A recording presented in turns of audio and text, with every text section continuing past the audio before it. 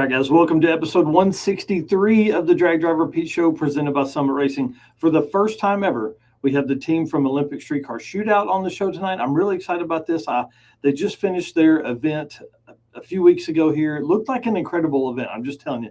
Pacific Northwest, we got to go, bro. We got to go. I'm telling you. Yes. I can't wait to hear all about this thing. And then we're also going to dive into some of the Street Machine Eliminator class racers that are coming to Hot Rod Drag Week. So I'm kind of excited about tonight. There's a lot of other stuff that's happening within the drag and drive community. We're going to go over a bunch of that as well. Mr. Eric, hit the intro, sir. All right, let's go.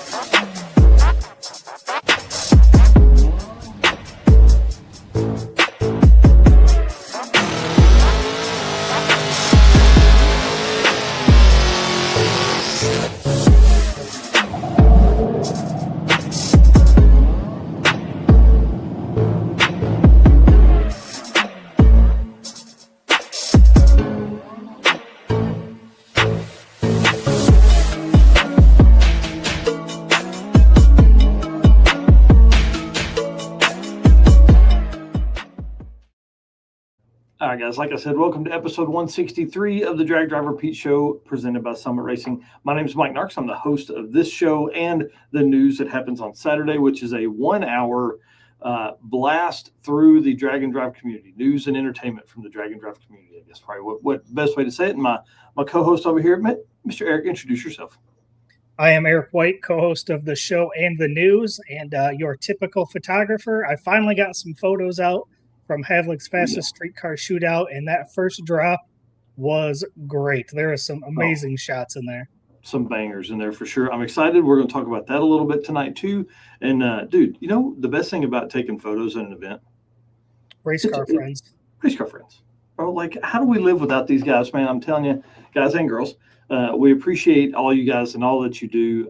This week has been pretty wild. Lots of messages back and forth between me and a bunch of people talking about anything from they don't think they're going to make drag week to, hey, how do I get a ticket to the short circuit? I mean, like all kinds of really fun, crazy stuff going on. So guys, just want to say thank you so much for being our race car friends, and thank you for being here tonight. Appreciate you doing that and watching our show. And of course, our sponsors. We cannot do what we do without these guys. So if you're doing some shopping, we just ask, give these folks a chance.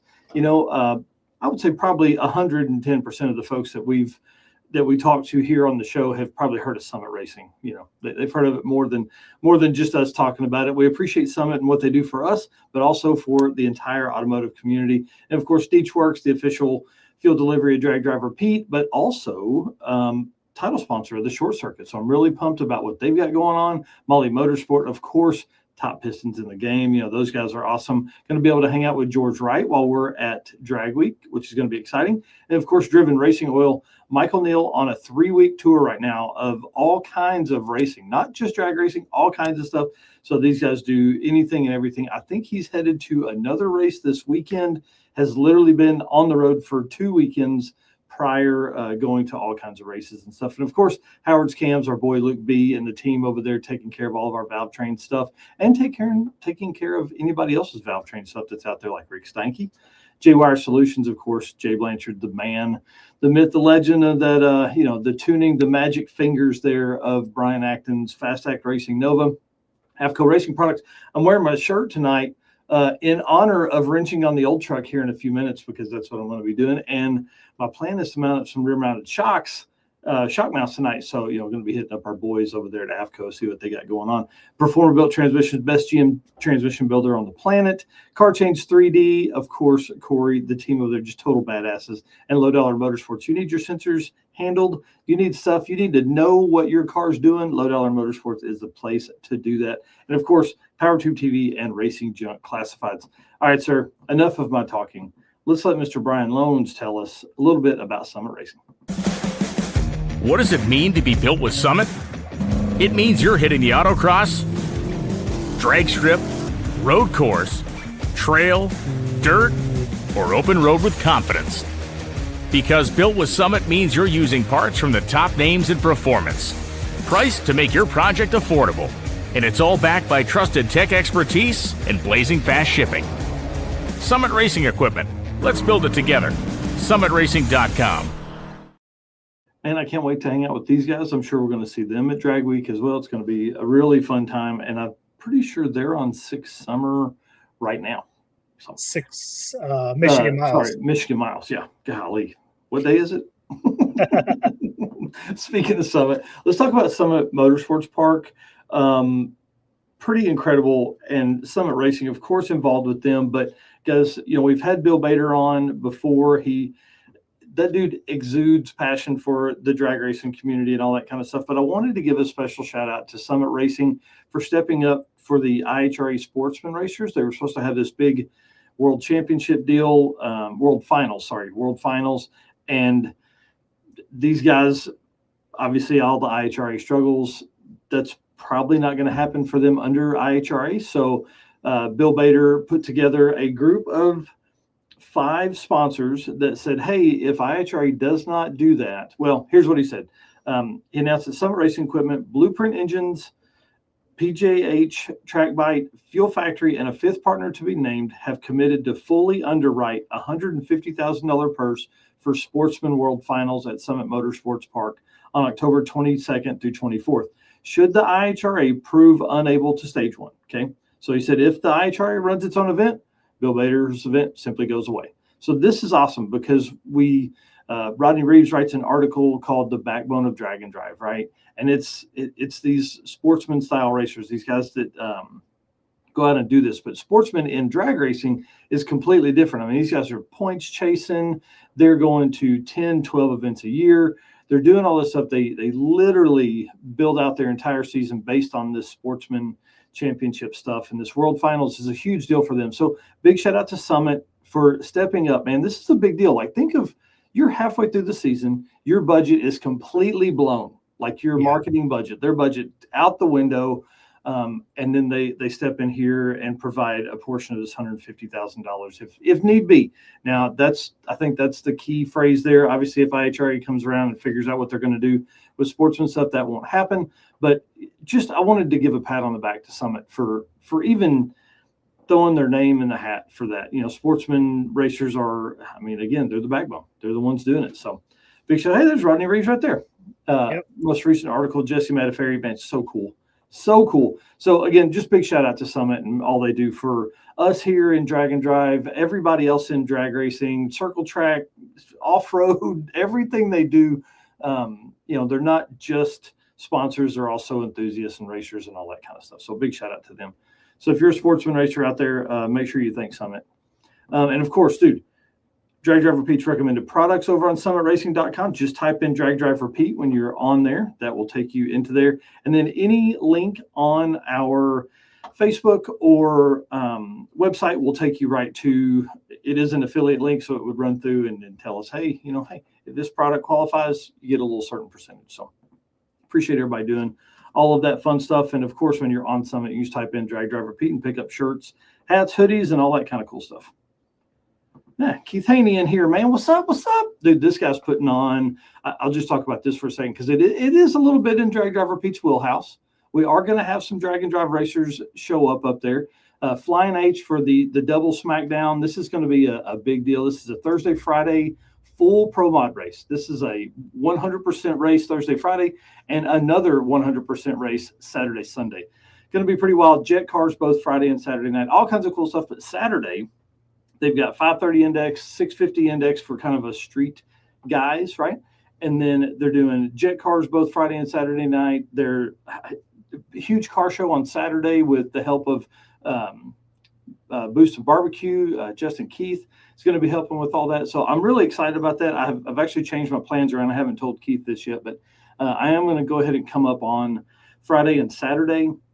Sunday is day one racing at Mocan, so it's perfect. So I'll go to Flying H, spend the weekend there, and then on Sunday morning early, I'll head back towards Mocan so I can catch day one of 666. So kind of exciting. Turned my weekend into just spending some time at MoCan to now spending time with my Pro Mod friends, and then also up at Flying H. So it's exciting. You guys are going to begin to see more about that. That is the end of September. That's the 26th or 24th through 27th at Flying H. So you guys are beginning to see some of that over here on Drag Drive Repeat. But if you're not following Midwest Drag Race Series, make sure you get over there and follow them as well.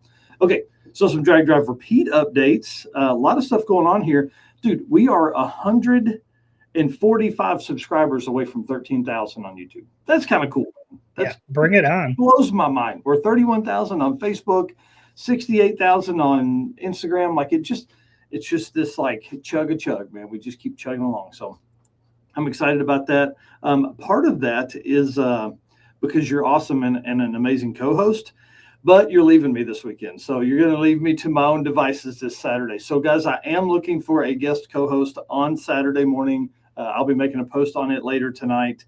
Just, I don't know. We've had a lot of guest co-hosts come in. Obviously, nobody can fill your shoes fully. You're just a hell of a dude. But you're doing fun stuff with your family, and, got to get you some time away from this thing sometimes. You know what I mean? Oh, for sure. We're in a weekend in Chicago. So wife and I are going to take off for the weekend and have a little weekend between Havlicks and Hot Rod Drag Week. So, you got to get that time in when you can. Yeah, it's going to be awesome. And of course, next weekend is coming up on the World of Drag Racing or whatever there at Byron. That's right down the street from you. So, hey, honey, I went to Chicago with you. Can I go over here to this? Other news, we took some advice from folks last week. They had said, hey, why don't you turn the completed events, turn them a different color on the thing, because we were talking about the events list. So I went ahead and did that over the last couple of days. And dude, it looks kind of cool. I'll just say it kind of gives it a look, you better start figuring shit out if you're going to an event, is basically what this tells me, because that still looks like a lot of events on there. But it does. Truly not. It's truly not. If you're thinking like, oh man, I'm going to go to an event in Colorado, you've got one. You got one more event for that, so I'm kind of excited about this. This will be a good thing. And as we see people using that on dragdriverepeat.com/events, this here just shows up all the time. So I think it'll be good. And as events end, it'll be much easier to go in and do that one at a time than it will be for all the stuff. So just want to let everybody know I had that updated. That's why it will be different. And then, of course, Havlicks photos. Tell us about these things, man. Yeah, so I started with day 0, which was just our Thursday. That was our photo shoot day. So I did all the photos up until the explosion so far. So I'll get the explosion photos, and then I'll get the cars leaving the track will be our next upload. But yeah, there was some killer shots in here. I was really happy with the way these turned out. Yeah, those ones of Alan Smith, bro. Dude, his post was cracking me up today. Yeah, the caption this. Oh man, It was pretty funny. Yeah, a lot of good stuff in there. A lot of great photos in this, man. It's incredible. You did a great job. We've got a bunch more to go. I'm gonna slowly work away at them. This is that time of year where I seem to fall behind every year. So, dude, I don't know how you keep up, man. We'll get through Havlicks. We'll jump back to Six Summer. And then we'll be right in the middle of Drag Week. So I'll probably be editing photos until PRI once again. That's the way it goes, dude. That's the way it goes. We appreciate your hard work for sure. And hopefully that work doesn't get in the way of this right here. Well, and that's the struggle, right? I've got photos to edit. I've got flyers to make, and I have an engine to build. So this weekend, I talked about it on Saturday. I had a second set of heads. So the heads that were on here originally were complete, nothing wrong with them. But with the Howard's cam came the springs, so needed to put those on. So I ended up getting the heads that I had, and I went and picked up just a stock set of 317 valves from a guy.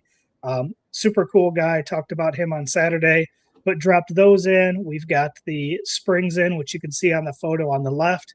And we were waiting on some either head studs or hardware to bolt the heads down, but I couldn't resist starting to throw the rest of it together just to see what it looked like. So got the Holly High Ram out of the box that I ordered from Summit Racing, got that set up there, got the new exhaust manifolds mounted on, and that's exciting. It looks really good. I don't know if it's going to clear the hood. Who Hadn't cares? really got that far away, but we'll make it work. If it doesn't, let's cut a big old hole in it. I don't care, dude. That thing looks badass. There's just something about a high ram on that setup, man. Yeah, super cool. And then so I made the post asking about cheap head studs or factory hardware, and got a lot of comments on that. But what was really cool is Mark Campbell from Deechworks hooked me up with Matt over at P1, and we talked through, the setup of the car, what the engine combo was, and then he recommended this set of head studs, which just came in today, just a few hours ago. Nice. It's super nice stuff here. So these are not cheap head studs, and they're not factory bolts. This is a extremely nice kit here. So super excited to get this all unpackaged and put on the engine. Then we're going to be able to torque the heads down. We can put the push rods in, and we can really start going from a mock-up to, final assembly on that engine and start to get it ready to go back into the car. Dude, that's exciting. And, once you get to that point, like the car ran and drove. So then it's just a matter of putting things back together. I know that there will be some stuff that will be like, oh, hey, this is going to need to change, and you're going to, that'll delay it a little bit. But man, like this car's getting closer by the week. Yeah. And if people that remember, the whole reason the engine got tore apart was because I needed a bigger radiator, and got a bigger radiator. The exhaust manifolds didn't fit, so I had to redo the exhaust hot side for the turbo, and then that turned into, we should probably put a cam in it, and then the engine was completely disassembled, getting cleaned at a machine shop. So here we are, we're back to it. So we'll still have to build the hot side for the turbos once we get it back in there. But just want to say a huge thank you to P1 for helping me out with these head studs. And this is, like I said, I think really one of the last, if not the last piece I need to get the engine assembled and put back into the car. Dude, that's awesome. Bring it on. And as John Doherty here says, hole in the hood for sure. And Josh Ridge says, hoods are overrated. Yeah, well, I have a 6-inch cowl hood, so if that ain't big enough, probably don't need a hood. There you go. That's exactly right.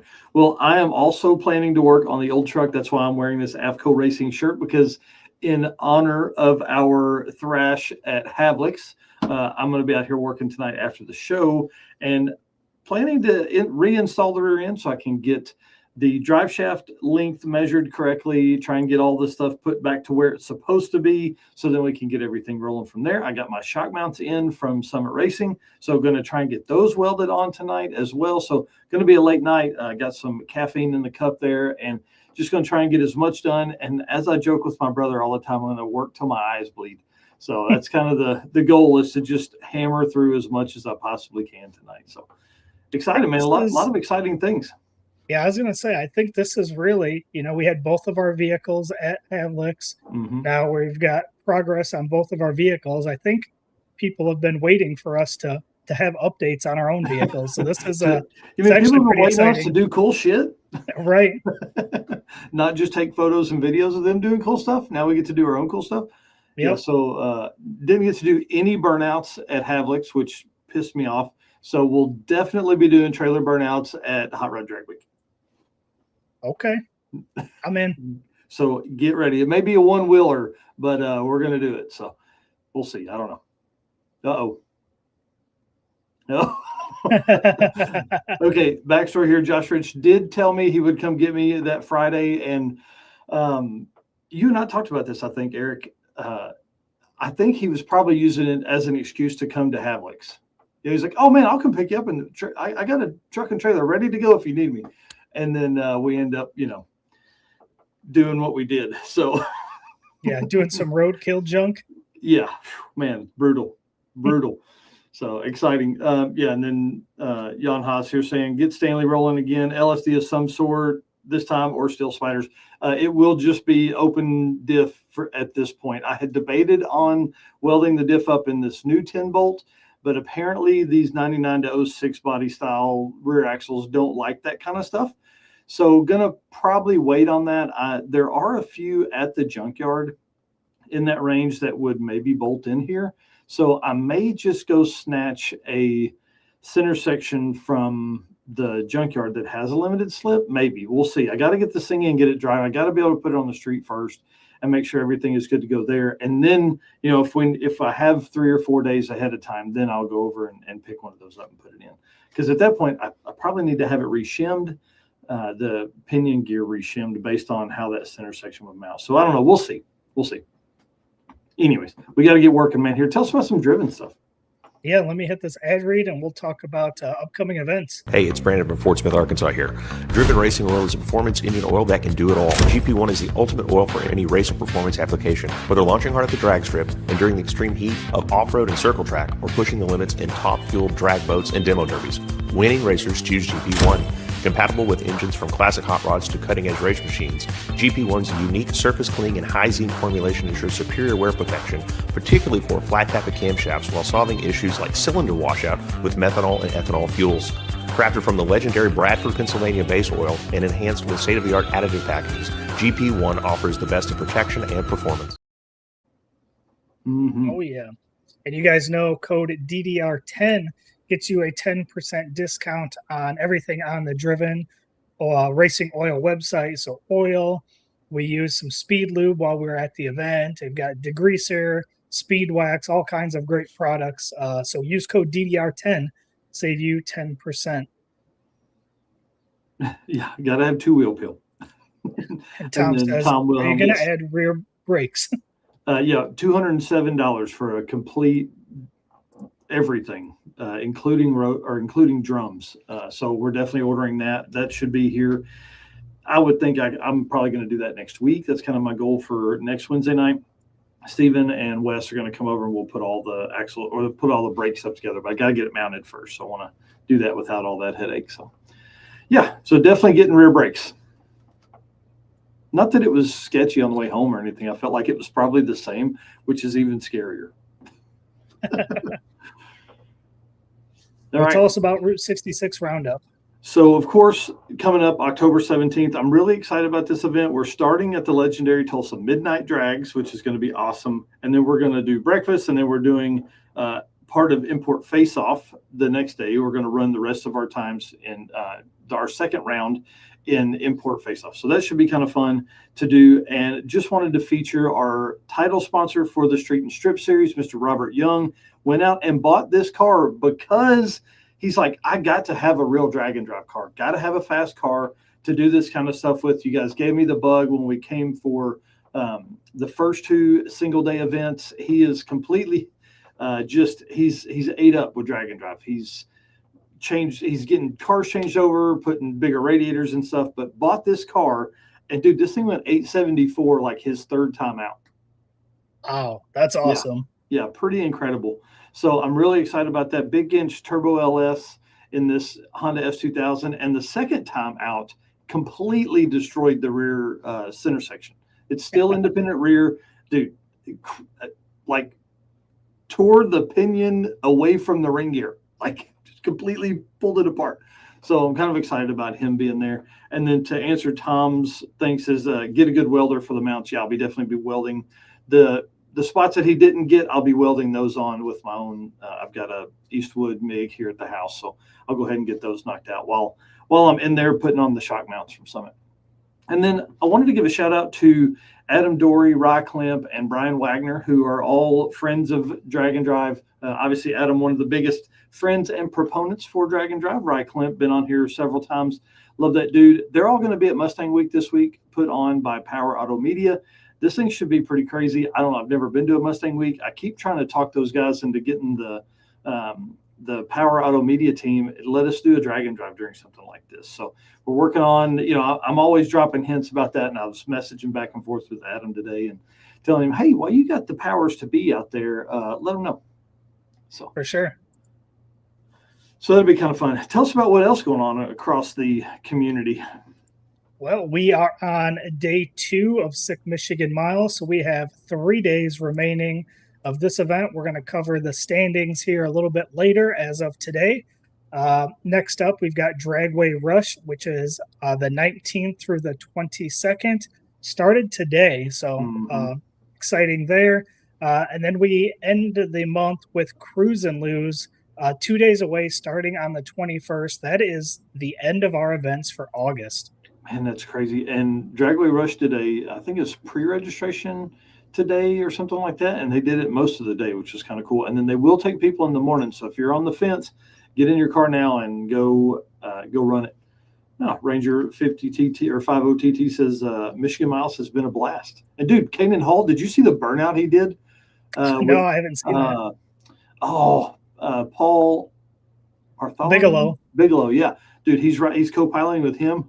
Son, they laid it down, dude. Nice. Big time burnout today. So go look up Kanan Hall. That was badass. That's awesome. Yeah. And for September, the events we got left is Hot Rod Drag Week, which is the 13th through 18th, which is the next event that I will be at. Then we have, that is in 26 days. Come on. Redwood Rally, the 21st through 26th. That is 33 days away. And 666. That one always catches me.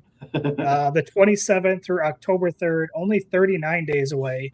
And Man, I will be at one of the days, one of the tracks, maybe the 2 days, because they hit the track, then they do a drive day, and then they come back to the track. So I hit those, and you're going to hit the 2 tracks at the beginning of the week. Yeah, so it should be pretty fun. I intend to be at MoCan, like I said earlier, on Sunday after spending the weekend at Flying H with Midwest Drag Race Series. Jan Haas going to be headed out to Cruise and Lose, is really trying to not be a loser this year. Nice. Yeah. Not fun. a loser is their winter trophies. So pretty cool. Then we move into October, and we've got a stacked October to end out the year. We've got Weekend Warrior Race and Relax, October 2nd through 4th. That is only 45 days away. Seems crazy to think that. Rocky Mountain Race Week 2.0, the 4th through the 8th. That is 47 days away. Our Route 66 Roundup on the 17th. That is 60 days away. So 2 months coming up quick. Southeast Street and Yeet, the 20th through 24th.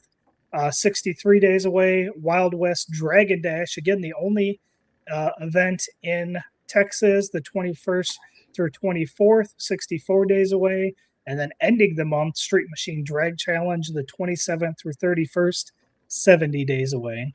How many days did you say until race week? Until Rocky Mountain Race Week 2.0 is 47 days. Stephen Narks, does that stress you out a little bit? He said he's hoping to have the car fired by the end of the month, which is in 11 days, for race week and also for the short circuit. This is not a secret build. It's one you guys have seen some pictures of in the background of some stuff, but this thing should be pretty fun if he gets it done. Sweet. Yeah. And then our last events for the season, which is sad to think about already. Short Circuit 2026, November 6th and 7th, and Road Trip Drag Challenge number 3, November 6th through 8th. Those are both only 81 days away. Golly, that's so crazy. Man, I can't wait. We need to do some kind of back and forth. We need some trash talk between them. Maybe 650 class would be pretty good. And then, of course, Buckeye Skips here. We are building out the 2027 schedule. I haven't begun posting on it yet, but we will very soon, probably the end of this month as we get into September. Skippy, if you'll send me a message, I'll get that added to our list as well. Steven says stress level is high trying to get the C60 done also so you can tow with it. That's another secret project. We probably shouldn't even have talked about that as well, but that's another build. So both these, we've been collecting content on those under Narcoleptic Customs and plan to drop those as, shorter build series. Instead of taking the 3 months and posting one every week, we're going to condense it and post it across 3 weeks maybe. That'll be cool. Yeah, it'll be kind of fun. Well, that puts us at somewhere around 49 events for this season. Again, you can find all of those events at dragdriverepeat.com/events. And you will be able to see that interactive map that Mike showed earlier with the events grayed out that have been completed and the blue dots for all the events that are still coming up. So super excited. Go check that out. Tons of events still, even though we're winding down second half of the season, still tons of stuff to cover. Mm-hmm. Yeah, bring it on, man. I can't wait. All right. Well, again, you guys can use code DDR10 to get 10% discount on the Driven Racing Oil website. So make sure you write that down or put it somewhere so next time you're shopping there, you can use that discount code and save a little bit of money. All right, so moving on to J-Wire, I will hit this ad read, and then we've got some stuff here to talk about too. What's up, guys? My name is Cole from Fort Worth, Texas. Expert car and marine wiring solutions that you can trust. J-Wire Solutions can wire and plumb your hot rod, your race car, hell, even your drag and drive car. Plus, they offer products to make your driving experience way better, like their blinker module that is just a must for all drag and drive cars. This module will allow your rear turn signals to continue to function while the brake pedal is applied, just like stock. Find all the details at jwiresolutions.com. Oh, for sure. And Jay has been working on something himself here. He made a post and said, something we've been working on for a while, a standalone controller to run 2017 to 2022 Ford OEM power running boards on virtually anything. Mm-hmm. No CAN bus or factory Ford module needed. Said getting the latest version into real world testing now. What would you put a set on? Oh, dude. Jason Hurley's tow rig. Oh, yes. That'd be perfect. Yeah. Yeah. That, I don't know if Steven's new big truck build would work with that. It's probably going to sit too low, but yeah, stuff like that, man. I love old cars with running boards. That would be sweet. And that's a brilliant idea too. It's not something I would have ever thought of. So big shout out to Jay for working on that. Oh yeah, for sure. And a lot of times you can buy used power running boards a lot cheaper than you can buy brand new sets and all that kind of stuff. So yeah, and Jay loves that nerdy stuff like that. So it's gonna be great. For sure. Hang on, that's not what we're talking about next, dude. Did you see? Is that what you and your wife are going to Chicago for? It is not the reason we're going to Chicago. However, we might be going this Friday night. So nice. This is going to hit the guys and girls that are our age. Yeah. Fast and Furious is getting re-released in theaters starting, I believe, tomorrow. Oh, wow. Yeah, it's running for 1 week only. So the original Fast and Furious movie, the one that probably every one of us drove our whatever hot rods we had at the time 25 years ago to the theaters and watch that movie. It's going to be re-released, and I'm kind of excited to see if I go to this theater, how many cool cars are going to be sitting in the parking lot. Because if you go to the movie theaters on a regular Thursday, Friday, Saturday, Sunday, there's not cool cars sitting there. Mm-hmm. And I've seen all over my feed, obviously, tons of race car friends all over my Facebook feed. There's tons of people that have been talking about this, outdoor theaters that are playing it. Pretty excited. Like 25 years really made me think. I was 15. No way, dude. God, I was an adult. I was 20. So I didn't even drive anything, I guess, to the theaters probably. Wow, that's pretty wild to think that, either your dad dropped you off or you rode with some friends. Yeah. Oh, man. Yeah, they're trying to get it done during Cruise and Lose, but not quite. But, hey, there's plenty of time for that. That's awesome. So I'm going, my wife and my daughter, one of my daughters are going, and then my cousin is going. I don't think she went with us the first time, but Steven and his son are going, which is super cool. And then when it came out, I'm almost certain that me, Steven, and Christopher, our other male cousin, I think we all three took the old truck to the thing. So, man, it really is difficult for me not to put this thing back together in the way that we drove it home and take it up there. But I just don't want to do that. I want it to be right when it goes back together because we got more important things to do than take it to this. But we are going to take the NARCS cart, and I'm kind of excited about that. So my neighbor hosts a thing cruising the Ozarks, and it's a charitable car show deal, and they're doing a big thing at a local theater here, so we're going to go up there and hang out. Chris, oh my god! I didn't watch it until about 5 years later. Didn't want to watch an import movie.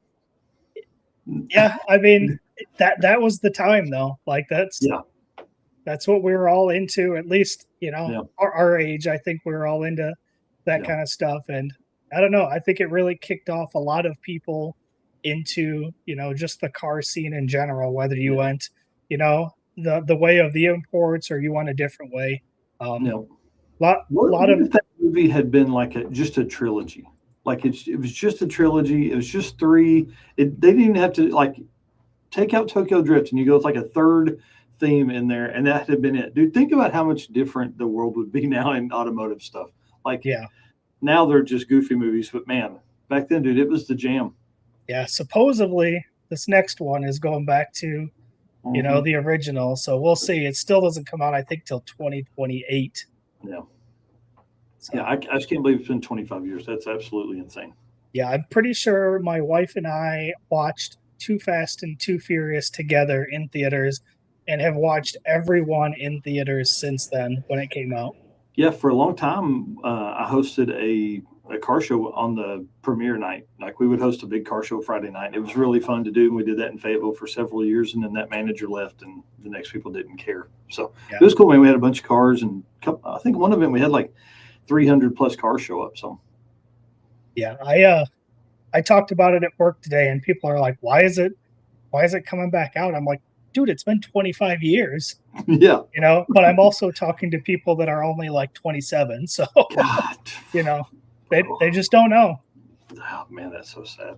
That's so sad. All right, let's get moving. Did you get a chance to watch this today? This was freaking badass. I did not.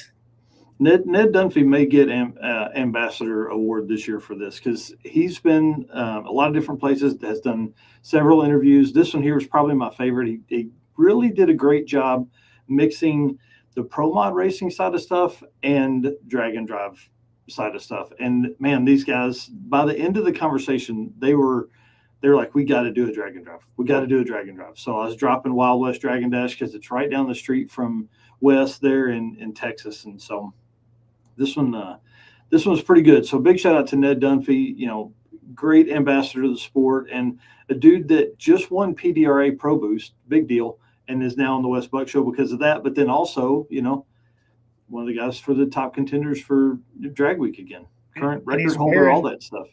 And he's wearing a Drag Week t-shirt. Does it get any cooler? Right.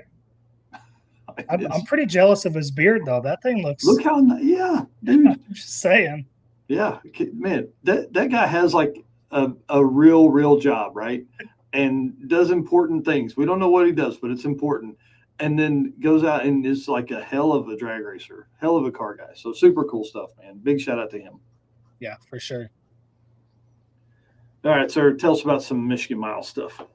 All right. So just to catch everybody up on the first couple days, Sick the Mag, these are updates that they had posted on Facebook. So it says day one at Mid-Michigan Motorplex saw a first-time leader as Connor Liamstole clocked a new record for Sick 8th mile events with a 4.783 at 165 in his father Rob's Chevy Nova. Super cool. Said it's a close race in the top four with Connor just ahead of Chuck Marlett with a 4.841, Aiden Bailey with a 5.026, and John Moore with a 5.077. So that was day one.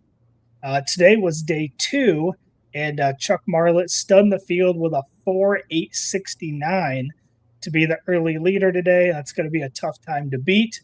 So they are preparing to continue north for the drive today as they cross the Mackinac Bridge before turning around for a drive day tomorrow ahead of a return to racing at Ubley on Friday, Lapeer on Saturday, and Mid-Michigan Motorplex on Sunday. How cool, man. Yeah, this one is one that's on my list. I'm sure they won't go back in 2027, but 2028, maybe I'll have something ready for it by then. Yep. So we'll go through these again. These are the standings as of completion of today. So again, these are not your typical classes that you would see at a SICK event. These are the quickest in different categories. So first up is the quickest Chevy GMC, which is Aiden Bailey and his 57 Chevy with an average of 5.123. Nice. And then the quickest Ford, Lincoln, or Mercury is Mr. Tom Cooper, 94 F-150. Dude, I love this thing. It's that salmon and brown color there. 541 average for him so far. Ranger says, Mackinac, come on now, Mackinac. This one has always tripped me up. I'm not from Michigan, but why is it spelled Mackinac but pronounced Mackinac? Yeah, I don't know. That's some southern shit there, bud. Quickest Mopar, Terry Kiefer, 1967 Plymouth Barracuda with a 5.773 average. Nice. Quickest Olds, Mr. Christopher Weingartz there, 82 Oldsmobile, 784 for him. Yep. I think you missed the quickest Pontiac, Douglas White, in a 1989 Firebird with a nice 6.10000 average. got all the zeros on that one. Quickest stick shift, Mr. William Flippin, 2000 Corvette with a 598 average so far. Quickest naturally aspirated, Paul English in a 1970 Dodge Super Bee with a 6.334 average. Nice. And then quickest nitrous car. I like this. We have Dave Schroeder on in a couple weeks to talk about some nitrous stuff. Going to learn a lot that night. Mr. Josh Offerman, 2004 GMC Sierra, running a 650 average for him for the weekend. Nice. Week so far. Quickest radial, another one that's pronounced nothing like it's spelled, Eric Berkowitz with a 2000 Chevy Camaro with a 5.356 average. Man, that's right on the money too, because that's a dude that won at Six Summer Street Race 275. I think so. Yeah, that car's deadly competitive. Quickest gasser here, Mr. Jay Grabiak in the 55 Chevy. Love that car. 628 average for him so far.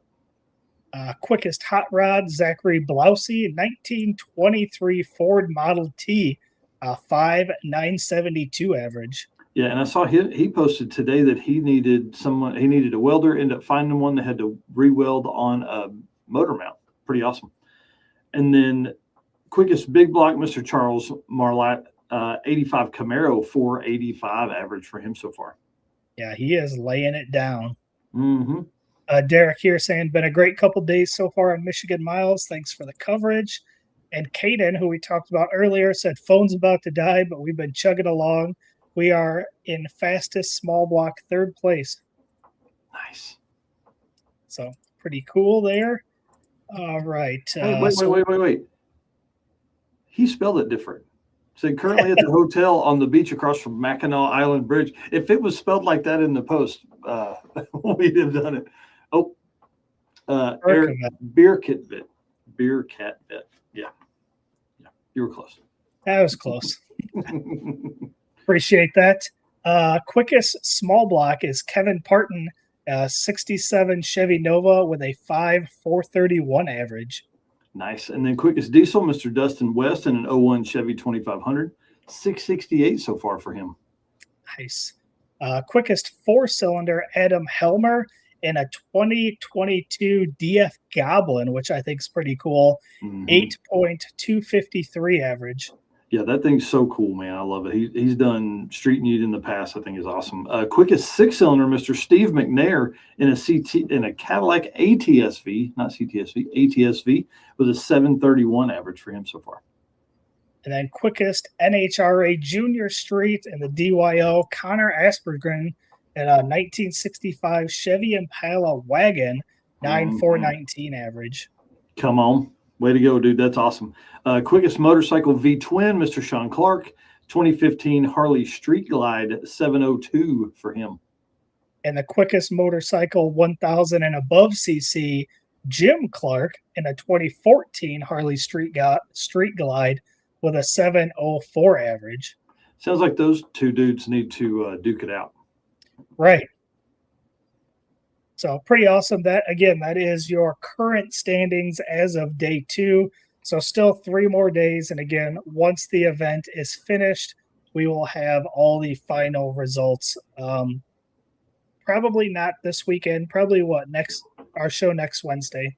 Yeah, we'll update these same stats on Saturday morning with whoever the guest co-host is I have that day. So, dude, look at these shots from Sigma Mag. That one was awesome. Yeah, the rain, streetcars and rain, dude, epic, legendary shots. Yeah, that's a great shot. And then one of the route stops, it's Steve Morris Engines. Yeah, I thought that was pretty cool. And then our boy, Mr. Marty in there, Martin Kilroy. That's awesome, man. I love that thing. And he had invited me to be his co-pilot, and I just couldn't make it work. But I hope they're having a blast. Yeah. And Derek said they've been matching up Harleys every run, which is awesome. Yeah, that's cool. So they're side by side. That's pretty neat. All right. Well, that wraps up our J-Wire segment. And let's see, what do we got? We've got Molly up next, where we're going to talk about some drag week stuff. Bring it on. So let me hit this ad read, and then we'll jump right into that. Looking for a forged piston kit for your vehicle? You need Molly Motorsport Power Pack. What is Power Pack? It's the ultimate forged piston kit that comes complete with pistons, performance file fit rings, hot string steel pins, and clips, all engineered to work together, so all you have to do is build something great. Find your Power Pack at mollymotorsport.com. All right, man. And of course, like I said in the opening part of the show, for sure. George Wright going to be at Drag Week. He's not racing this year, but he will be there helping with, knowledge and helping people make the week and all that kind of stuff. So that'll be kind of fun to get to catch up with him. We don't usually get to hang out with him much because he's so busy racing. So it'll be kind of exciting to hang out and do some fun stuff with him. Hot Rod Drag Week 2026. So you guys know this, I've said it a bunch, but I feel like this is going to be the quickest year that we've ever seen. Okay, I think this is going to be the quickest time so far. And it starts now with people testing. We talked about this last week. There were several people that were testing last weekend. Ned talked about it when he was on with us, but then also we talked about it with Wes today, that he's going to be testing August 30th for the Viper to make the first full quarter-mile runs in that car since the refresh and updates and things like that have come along. So that should be kind of fun. He would not give us the 8th mile times so far, but someone did give us some 8th mile times. We're not going to say who this was, and I'm going to post this up later. But how about 0.995 to the 60 foot? Like a sub 1 second 60 foot in a street car? Yes. Bro, come on. That's badass. That is badass. And this other number here kind of gets us an idea of what we're looking at here. How about 391 to the 8th? Bring it on. Dude, they blacked out the 1,000 and the 1320, but 391 to the 8th that's real fast. Yes, it is. That's real fast. I think that's in the kind of numbers that we're looking at here for Drag Week stuff. So should be exciting. We're going to have a good time. Let's see, what other photos do I have in here? Oh, let's not talk about those yet. Let's talk about, because I was doing some stuff for West today for their show, and you know how I get nerdy and just start looking stuff. I want to go over the top 10 single quickest passes in Hot Rod Drag Week history. You ready for this? Let's start from the bottom. Me and you'll go up. We'll go backwards. So first up, honorable mention. This is number 11 on the list, but the reason it's here is because it's so close to number 10. But it's Mr. Ned Dunphy from Hot Rod Drag Week 2024 on day 1, lays down a 6.196 quarter mile time. Insane. So I'll let you do number 10 there because he's a stud. Yep. Number 10, Jeff Lutz on Hot Rod Drag Week 2016, day 1, 6.195. Again, like you just mentioned, Ned Dunphy was 6.196. At number 11. Number 9, Mr. Tom Bailey, Hot Rod Drag Week 2022, day 3. This is kind of interesting because there's only one other, or I guess there's 2 other day 3s in here. But Hot Rod Drag Week 2022, Mr. Tom Bailey, 618 for him. Wow. Number 8, Ned Dunphy coming in on Hot Rod Drag Week 2025 day 1 with a 6.178. That's so awesome. And then Ned Dunphy again, Hot Rod Drag Week 2025 day 3, 6.166 for number 7 on this list. Number 6, Jeff Lutz on Hot Rod Drag Week 2016 day 4 ran a 6.147. And I always say it, day 4 is the toughest, and that's the only day 4 on this list. It is. Yeah. Number 5, halfway through the top 10 here, Mr. Ned Dunphy, Hot Rod Drag Week 2025, day 2, and the quickest day 2 pass in the history of drag and drive, 6.114. So not only did he not just go out and lay it all out on day 1, he did it on day 2 as well. That's his quickest pass at Drag Week. Yeah, he's got day 1, day 2, and day 3 of Drag Week 2025 on this list. Yeah. And coming in at number 4, Jeff Lutz again, Drag Week 2016, which obviously he's got a couple from 2016 on this list. This is day 3 with a 6.106. Dude, that's insane. That is insane. Because by that point, they're 450 or 500 miles in. Yeah, and we are at number 4, and that is 2016. Yeah. Number 4 out of the top 10 single fastest passes in history 10 years ago. Yeah. Well, this is in Drag Week. I do have a top 10 list we're going to go over on Saturday that's all-time drag and drive. How about Mr. Jeff Lutz at number 3 here? Hot Rod Drag Week 2015, day 1, goes out, lays it out, 6.05 with a 1. Yeah. Pretty awesome.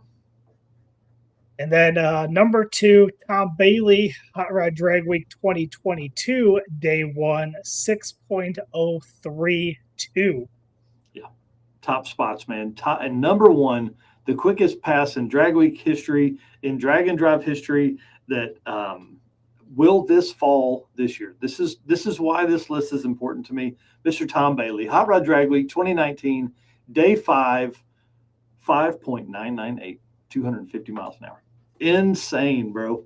This is this list. So top 10, the number 10, 6.195, the number 1 spot, 5.998. The question I have to you, sir, is how many of these are going to fall off?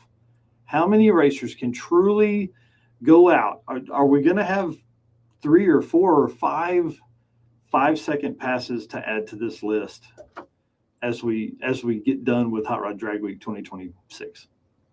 I'm going to say we have at least 2 passes that make this top 10 list. Wow, man, I hope it's way more than that. You know what I mean? Like, think about that. But like 6.195.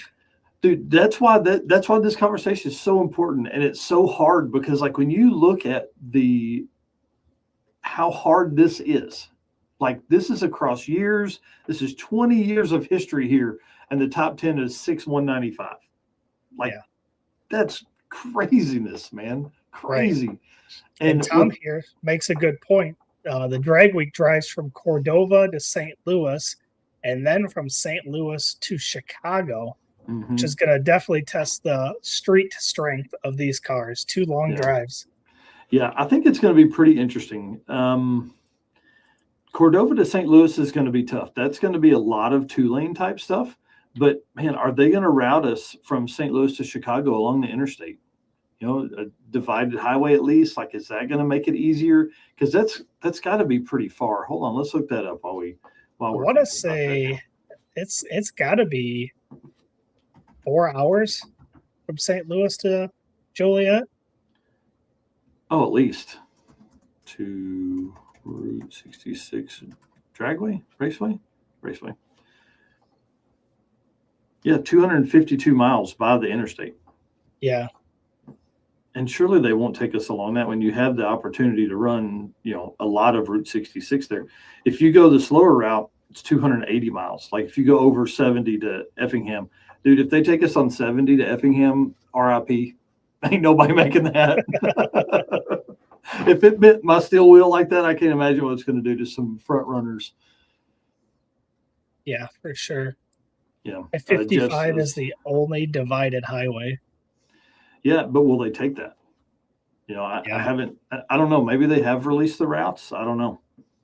Should be pretty interesting, though. I'm really kind of excited about that. That shows 252 miles just by the highway, by the quickest way. So, should be pretty interesting. The roads through there are going to be relatively tough, I think.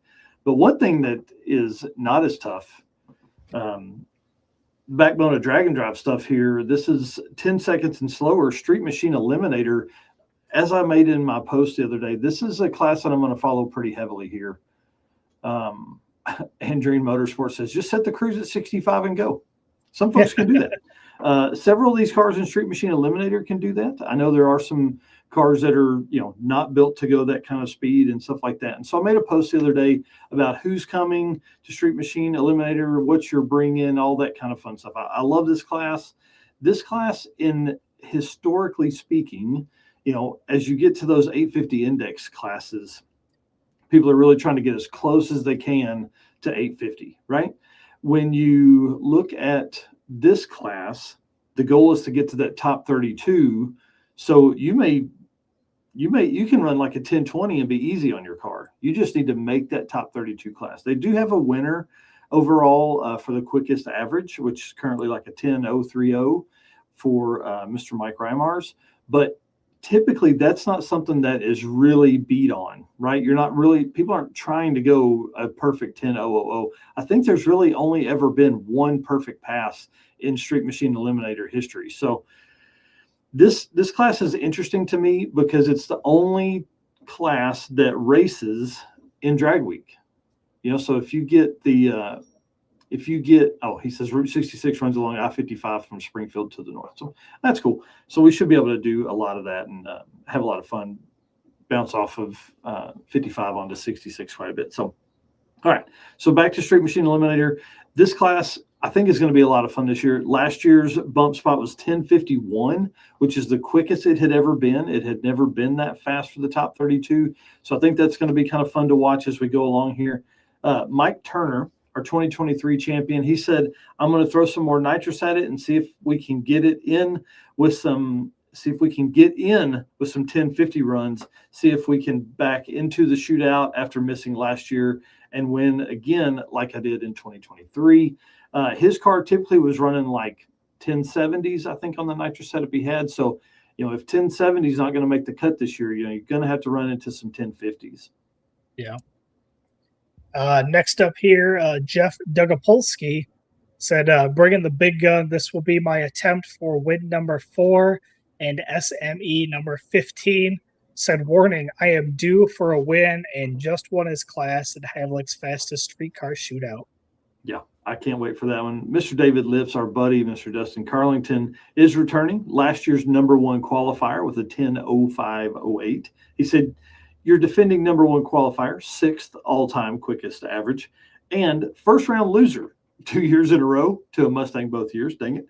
We'll be back in the purple turd with a pinch more pulley to see if we can knock down our 10:05:08 average. Wow. Yeah, bring it on. Todd Taylor is going to be there in the Gen X Camaro. Which makes me wonder if Nick Taylor is going to come as his co-pilot. Didn't think about that. I know Nick's been super busy with all the other stuff, but is a heck of a drag and drive racer, and then to be able to get in the top 32 would be kind of fun for those guys. And then David Studley says, I'll be back for a 3rd year in my Maliboost. We were number 4 qualifier in 2025 with a 10:13 average and lost in a semifinal by, are you ready for this, 0.014, earning a 3rd place finish. Dang. Michael Cavallero will be there, usually a top qualifier. Thing is now a stick shift, though, so anything can happen. Will also be driving the car and trailer 763 miles to the start. Come on, dude. That's awesome. That's awesome. One of the toughest racers out there, and good luck to anyone that draws this guy, because this car can go into the 9s, so we know it can run 10s. Mr. Azim Sheik is coming. Yeah. Dave Dissender, I hope to defend my 2025 title. It's a great class, a lot of fun for sure. And then Ryan B says, was stuck at 1150 in 2022 because of no cage, but she's finally ready to come back and be competitive in SME. I can't wait. And then the final one, can't forget about these two dudes. Steve and Pete Holm will be competing in their 19th drag week. Bro, that is insane. Which I love this story. I started talking about this in 2022. These guys think I'm so weird because I'm always talking to them, but it's really cool. 19 drag weeks in the same car, same driver and co-pilot. Super cool, man. I love that story. I can't imagine being that badass. Like, they did 17 drag and drives and finished every single one of them. Yeah. Right. Then they did 6 summer, broke at 6 summer, couldn't do drag week for 1 year. And then now they're, man. So they were back last year, but that was their 18th, and then 19th drag week, dude. This is pretty cool. Yeah. In the center of the photo you got on the screen too. Yeah, I mean, dude, listen, anytime I can pick a photo, it's going to have Steve Eden or Pete Holm on it. That's those are my dudes, man. Like, that car's run everything from low 10s to high 12s to just anything. 1 year he put what he called his high school motor, which was literally the motor that was in that car in high school, like with a few upgrades as he got older. But that car ran like 12 somethings. You know what I mean? Like, that's just cool to me, dude. Oh, for sure. Yeah, super neat. So I can't wait. Street Machine Eliminator is a class I'm following. Obviously, Street Race Power, Street Race Small Block Power Adder is another class we'll be following along with the 850 stuff. One that has me interested this year is Street Race Big Block Power Adder. I think we're going to see some folks that have some big cubic inch small block stuff sneak over into that and take this 850 stuff to the next one. Oh, wow. Andrew Motorsports says, we don't expect to be competitive in Pro Street at Drag Week, but as drag and drive, anything can happen. Man, those guys have been all over the place. They did Big Sky Race Week. Now they're doing Drag Week. This ought to be awesome. They did the circuit. Yep, for sure. Yeah, Pro Street's a heavy hitter class. That class should be somewhere in the 6s. So big shout out to Molly. Appreciate them for all they do for us. And of course, you're running Molly Pistons in the Mustang, so can't wait to kind of lean on those and see what we've got going on there. Learning opportunities there abound for sure. 100%. All right. Well, appreciate all of our race car friends for tuning in so far, halfway through the show. We are just about ready to get into the Olympic Street Car guests here coming up next, so stay tuned for that. And again, just appreciate all of our race car friends, everyone that's a Race Car Friends member, all of our race car friends who comment on our posts. Again, you guys drive us, and if you guys weren't our race car friends, I wouldn't have anything to take pictures of. Yeah, right. And of course, can't do this without all of our sponsors. Again, traveling to Havlicks, traveling to Drag Week, all the events that we attend. Again, can't do it without these guys. Thank you to Summit Racing Equipment, Deechworks, Molly Motorsports, Driven Racing Oil, Howard's Cams, J-Wire Solutions, AFCO Racing Products, Performer-Built Transmissions, Car Chains 3D, Low Dollar Motorsports, Power Tube TV, and Racing Junk. And then we have a Deechworks ad, and then I think we'll be ready to bring in our guests. From street miles to track passes, your fuel system has one job: perform when it matters most. At Deechworks, we engineer high-performance fuel systems built for the demands of drag and drives. From injectors and fuel pumps to filters and regulators, every component is engineered to be reliable and consistent under real-world conditions. Whether you're chasing a personal best or driving hundreds of miles between tracks, Deechworks delivers the fuel system your build requires. Mm-hmm. And of course, code DDR10, 10% discount on all of your stuff at deechworks.com. I'm excited about this conversation. The Olympic Street Car Shootout deal has me intrigued for sure. It's one of the only events in the Pacific Northwest. It's one of the only events on the West Coast. You got BC Drag It Challenge, you got Redwood Rally, and you've got Olympic Street Car Shootout. So I appreciate promoters taking this on. This is a big undertaking. I don't think people understand the level of stress that goes into putting on a drag and drive, especially in an area that it's not typically known for. Like, we're lucky here in the Midwest, you up in Byron, me here in, called Tulsa, Oklahoma, my race car home. People do drag and drives here. We get several a year. We had 5 visit Tulsa Raceway Park last year. I mean, it's very easy. We've done 4 there this year. You know, there's a lot of opportunity for promotion here. Olympic Street Car Shootout, they're the only ones that visit this track. They're the only ones in the Pacific Northwest. They're the only ones, you know, like we can make this list. But I want to bring these guys on and let them kind of tell their story here. So again, I'm excited. I appreciate them coming on. This is the first time they've been on the episode, and we got Lane and Jeremy on. Let's make you guys big here. Present you guys, and then just introduce yourself, and then tell us what's going on. Well, first off, can you hear us all right? Yep. Okay. Jeremy and I'm Lane. It's Jeremy. We're the promoters of the Olympic Street Car Shootout. We just wrapped up year 3. So it's been 3 successful years so far. Yeah. You guys have done really well, man. I'm excited to see this come up on the calendar every year. And you got to tell us, so how did this thing come up? Well, we were just sitting around talking about, with our Malibus. He's building my motor for me. And I'm like, what are we going to do with these things? So we're talking about going to do the Redwood, or would love to go do like a sick week someday. And we're like, why don't we just start one? So we just started meeting up, having dinners during the week, and started writing down things on a notepad. And here we are 3 years later now. Yeah, did a test drive out to see what we would want to do, and kind of thought, if we could get like 6 cars to do it with us, that'd be great. And opened registration for the first year, and we had quite a few sign up, and a lot of interest. So we moved forward with it, and a couple small changes over time, but for the most part, we follow the year 1 outline, and it's all been smooth sailing. And we just moved it farther into the year to get a little bit better weather out here in the Northwest, because we run into that rain part out here quite often. Yeah, we've had rain every season except this one. So we moved it from the end of May, early June to early August, and we were greeted with 70s and 80s in the temperatures. So it was nice this year. Bro, that's awesome. Wow. So when you start looking at this, your format is set up how? Like you guys have you work on a single track, and then you have a drive day in between, right? So Friday you have a drive day, Saturday, and then again on Sunday, right? Correct. Yeah. Correct. So we get about 5 to 6 runs on Friday at Bremerton Raceway, and then you turn in your 2 best time slips, and then you got some lights going Their motion.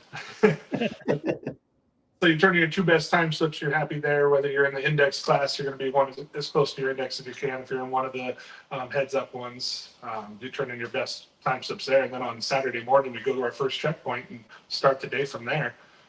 So, and then you come back Sunday and do it again. We get about 5 runs on Sunday and turn in 2 time slips. Yeah. So then we take, averages from there.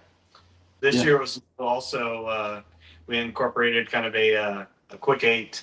So Friday night, after we had the averages all figured out, we kind of put out a top 10, with 2 alternates in case, 2 of the top 8, I guess, weren't able to complete the drive.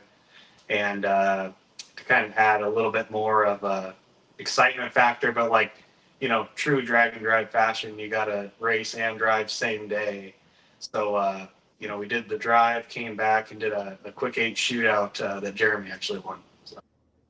That's badass. And now, was that on Saturday night or was that on Sunday? Saturday night after the drive, about an hour and a half after the 180 miles, mid 80s, we got back and changed it over and went out there and raced. Yep.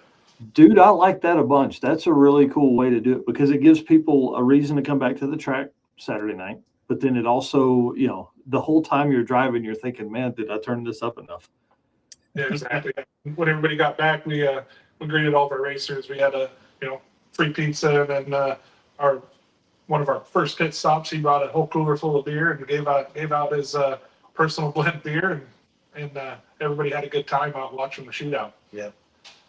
Dude, that's awesome. Well, let's run through some of these class winners. This is always a fun thing to do with the promoters, because what we'd love to do is have you guys kind of go through it. We'll say the names of the winners, and if the class was tied or whatever, we'll go 1, 2, 3.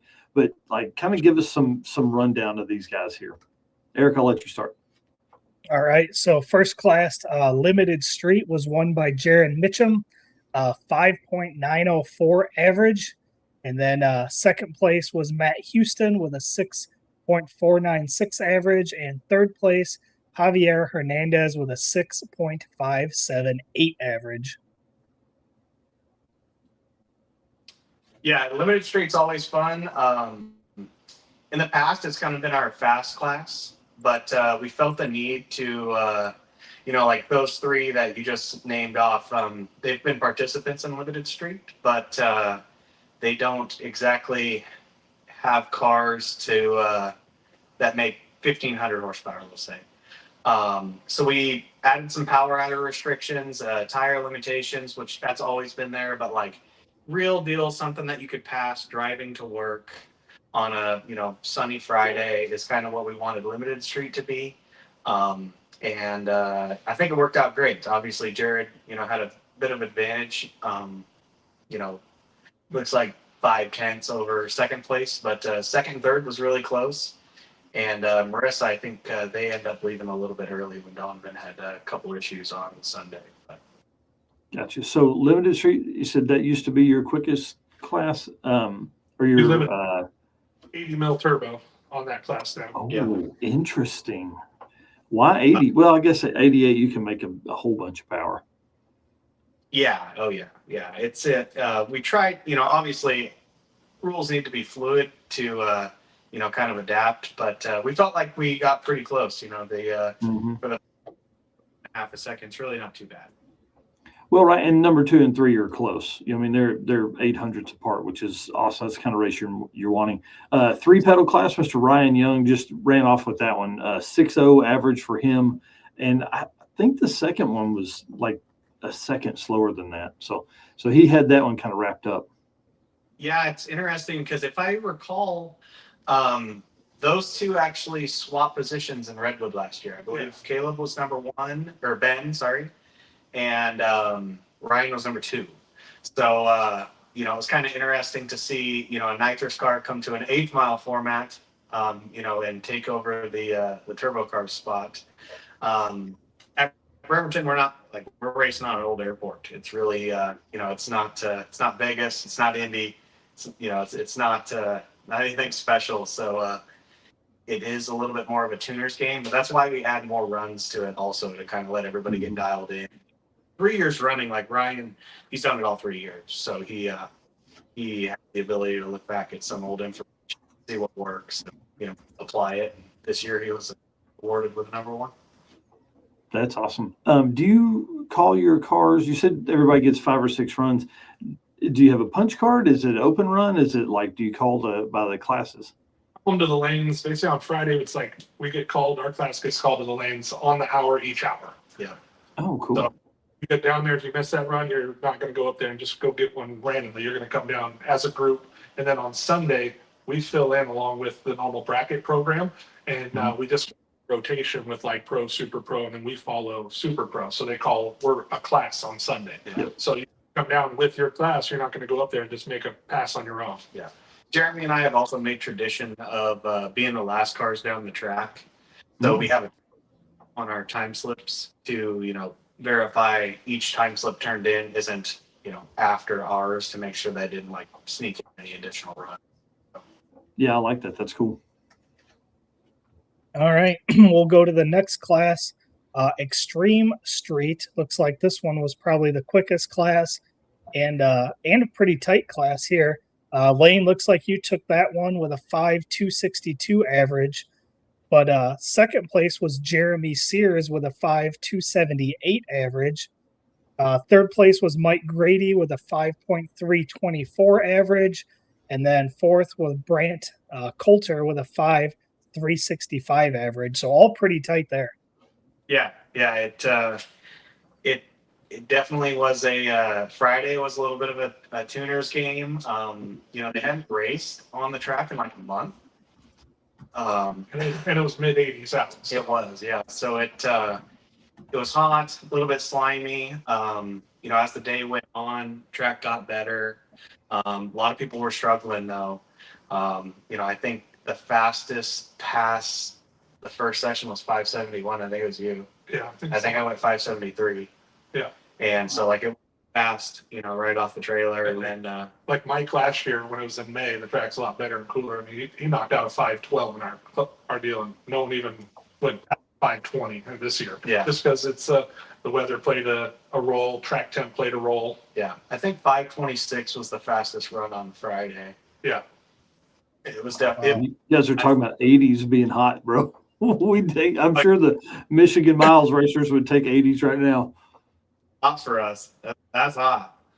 Well, it doesn't help also, like I mentioned, we're racing on an old They airplane. don't got the equipment. We do have a tractor that happened to break on Friday too. So we're using a skid with rubber wrapped around the bucket, and we're dragging it across the starting line. It was an improvise and it worked. But cars going 520s with that, I think it's a testament to the track. They did a good job of putting forth a good effort.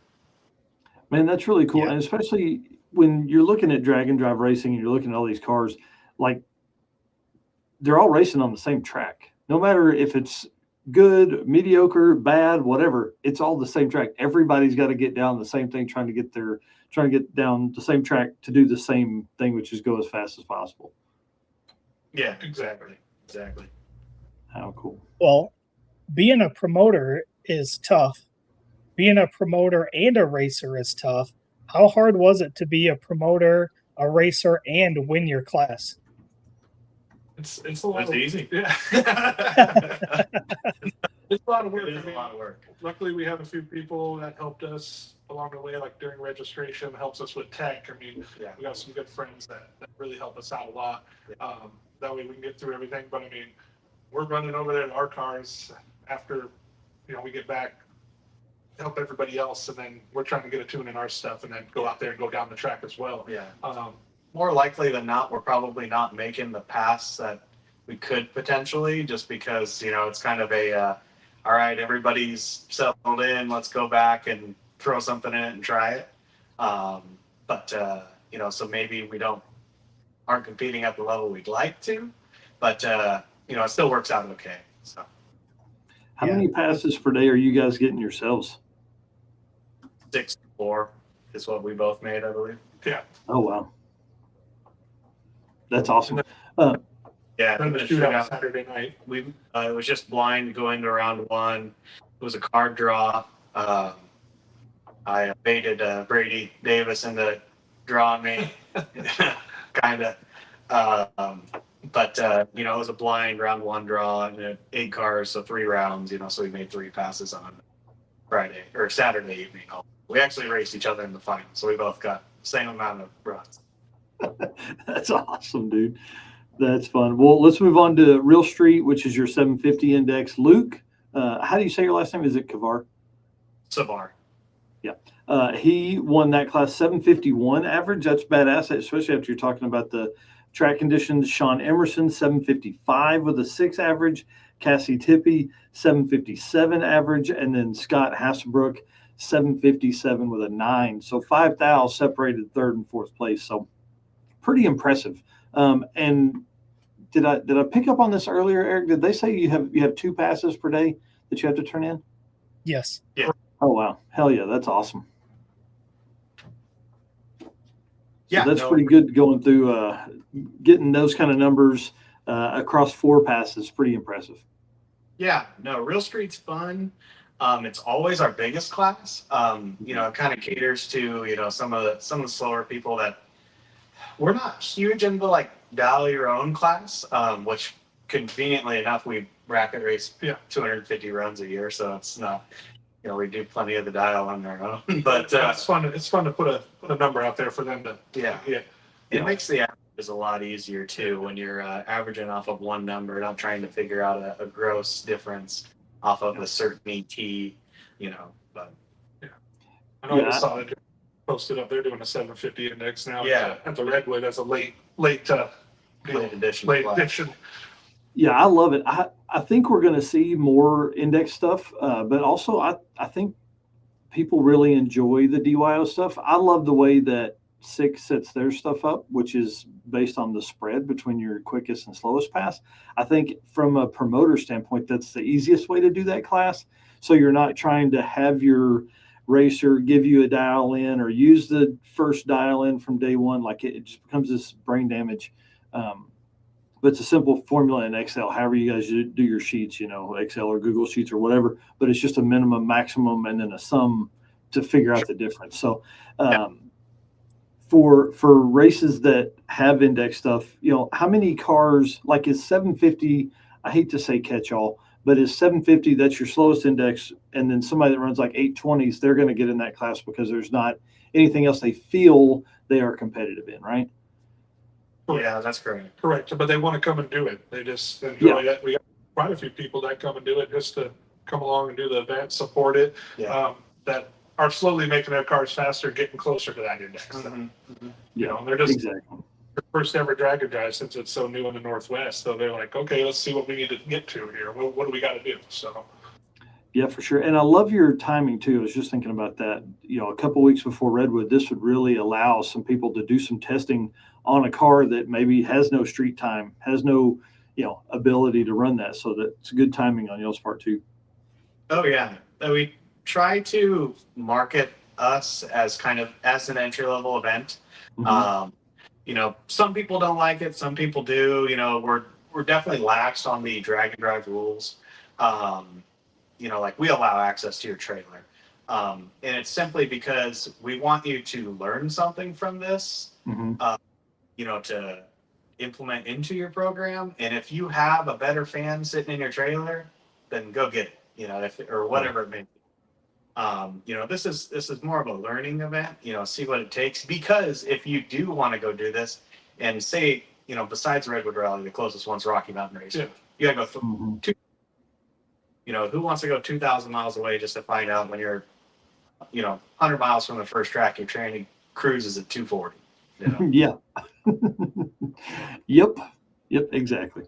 Yeah, Eric, let's wrap up these classes and then we'll get into some fun talk. Okay. Next class was the Hot Street, which is the 650 index. That was won by Jason Curtis with a 6.681. Any good stories there in the Hot Street class? Well, we made that class. That's the class that's kind of changed each year. We started with a 650, and then we didn't get a huge participation. And then last year we changed it to an all motor class. Basically, no restrictions, all motor class. And then it got a few extra, but it wasn't anything. So we're like, you know what? Let's go back to an index one and see what we got to do here. So that's kind of been our floating class each year to change it up some, but trying to get more participants and just keep an extra class for those guys that can't compete in limited, but don't want to slow their car down to 750. Mm-hmm.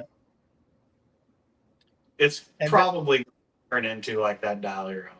Yeah. To kind of take some from real street, but then, it needs more participation in that class. Which is interesting to me because like 650 is, generally 10.0 index in that 10-second ET range is usually a pretty hot. That's a big class for us at the circuit. It's always a big class at 650 index. So it really surprised me. There weren't enough or weren't as many in that class. Yeah. If you look at number 2 and 3 in our limited street class, though, they would have been a real contender at 650. Yeah. They could have won. So, it's about choosing your battles, I guess. Yeah. Yeah. And then, last class here is the tailgate class, won by Brady Davis with a 5.47 average. That dude's a badass. Brady definitely dominated. His truck is definitely a little bit of a step above the rest of the competition.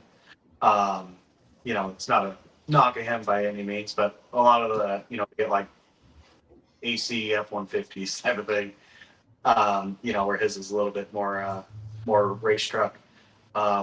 But no, it was great. He definitely complimented the track prep, or I hate to say lack thereof, but the challenge of it too. I guess it's fun.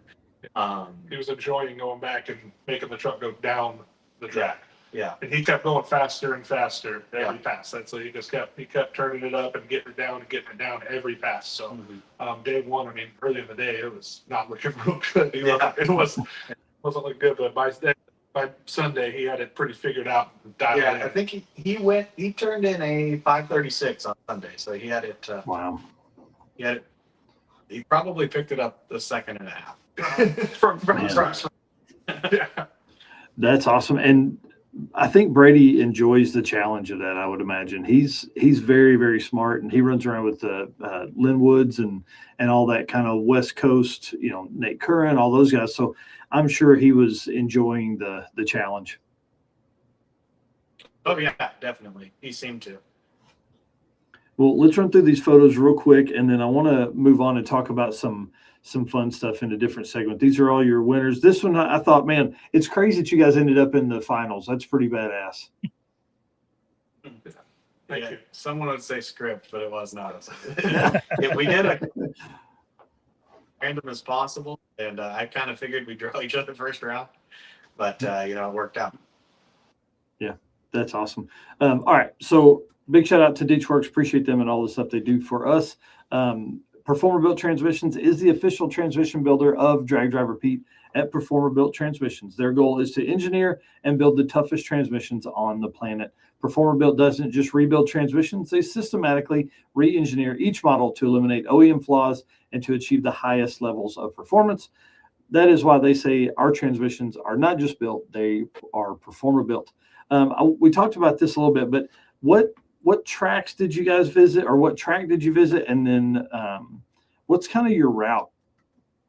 So we started at Bremerton Raceway, which has been there like 60 years. Like I say, it's literally at the airport on an old runway. It's been our home track for our whole lives. It's we like to support it.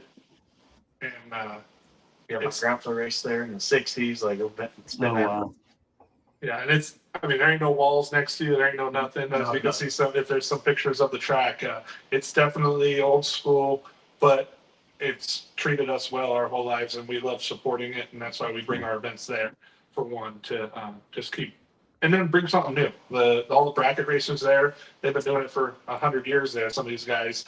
But they love coming up and watching these cars go fast. And during the shootout, I was talking to one of my customers today, and he was there, and he's like, man, the finish line had 50 people down there, and the starting line had all these people up there watching these last couple of rounds of the shootout. It was not just our drag and drive guys, but the regular bracket racers that were there for the day too. Right. I feel like that's a group of racers that we can grab. We can get those racers. We just got to show them that drag and drive is cool. Exactly. Yeah, for sure. Yeah. Then our drive day, for the most part, we drive in a group. Some people don't, which is perfectly fine. But we also incorporate a poker run. So we have checkpoints, and then the final destination is the racetrack again. So you can get your 5 cards. We incorporate a poker run out of it, so that kind of makes it fun. Helps when you travel in a group. And we had a friend of ours, our first stop. Those guys riding customs, Pat. He promoted it like crazy, and I think we had 25, 30 just hot rods cruising along with us on the day, just out. Yeah. Then it starts out right after Pap's shop and those guys. We go across the world's longest floating bridge, so that's really cool. Just thousands of horsepower traveling across that. Where we drive out in, it's the Hood Canal essentially, if you were to look at a map, but we do the Hood Canal loop, and so the second you cross by the water, we cool off about 10 degrees, and just made the drive relaxing, nice. It's quiet, not a lot of traffic. It's Highway 101 once we get on the west side of our route. But we go up and go through a couple real small towns called Port Ludlow, and we stop in Port Hadlock. There's a small burger joint, got this airplane nose hanging out the front of it. I mean, we had a line out their door for an hour and a half with everybody. We're hanging out. Joe from Forged Fuels was there, pumping guys some fuel if you needed it, and then just supporting a small business. And we gave them a heads up. They were stoked that they were new owners this year. We've stopped there each year, but they were new owners this year, and they were absolutely ecstatic that we came through there and brought all the people there with us. So Yeah, that's awesome. Then our next stop, it's an old military base. Yeah, it's Fort Worden. It's a historical landmark. It was used during World War II. It was really armored up after the Pearl Harbor attacks. Basically to defend Seattle. But it's right out on the water. Yep. So look across the lake. So we're north. When we're up there. It's really cool. It's right on the ocean. A lot of people taking pictures with their cars in front of the lighthouse, in front of the ocean. Walking out to the beach. That's a really cool checkpoint. So it's always cool everybody's super respectful in there too, which is always a little bit of concern at the promoter standpoint. And something like that, you need people to be respectful, and everybody really did a great job. And then we continue down the highway, and that's where we popped out on Highway 101, which is a pretty known loop out here. Mm-hmm. And then basically go south, basically into the Olympic National Forest. Into the Olympic National Forest, and just beautiful drive through the trees, and then it drops you out right along the water, and you're just along the water for long ways, 40 miles, 50 miles. Going through tiny little towns and whatnot. Yeah, Quilcene and just a bunch of these little towns that everybody says they never even heard of, never even been to. But a lot of native land out there too. And these are all 2-lane roads too. There ain't no highway. It's a 30 to 50 mile an hour zone, and 2 lanes the whole way. Windy, really fun little school. Yeah, that's really cool because when you think about, we hear this all the time.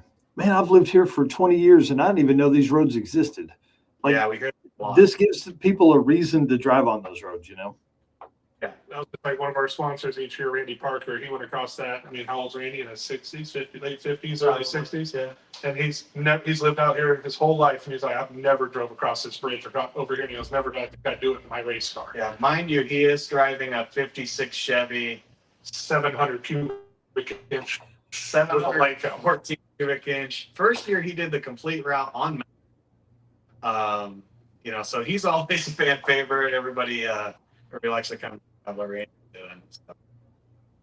Dude, that's bad. Then we go down 101. We stopped at one of my customers. His girlfriend owns this small little deli in a beautiful little area right up from the water. So we stopped in there. They had ice cream counter set up, so everybody went in, cooled off, got a slice of pizza. They had a special for us, and pulled in the parking lot there, hung out for about an hour, and supported another small business, which I saw them Thursday, and they greatly appreciated it, loved it, was out taking pictures. Then we basically worked our way back to the track, about another 45 minutes, about an hour from there, back to the track to finish the day. It's roughly 170 miles, give or take. Yeah, it takes 5 hours, though, just because you're not flying through it, at least 5. Usually we leave at 9, get back at 4. Yeah, at the earliest, honestly. Some people are earlier, some people are later. But. Yeah, that's awesome. And to cruise in a group, I think really it forces people to introduce themselves to other folks. You end up next to somebody new at the gas station each time. If you go in, if there's 120 people and they're going into a spot that typically sees 40, you're sitting at tables with people you don't know because you're just trying to sit down and eat. And that's always really cool to me too.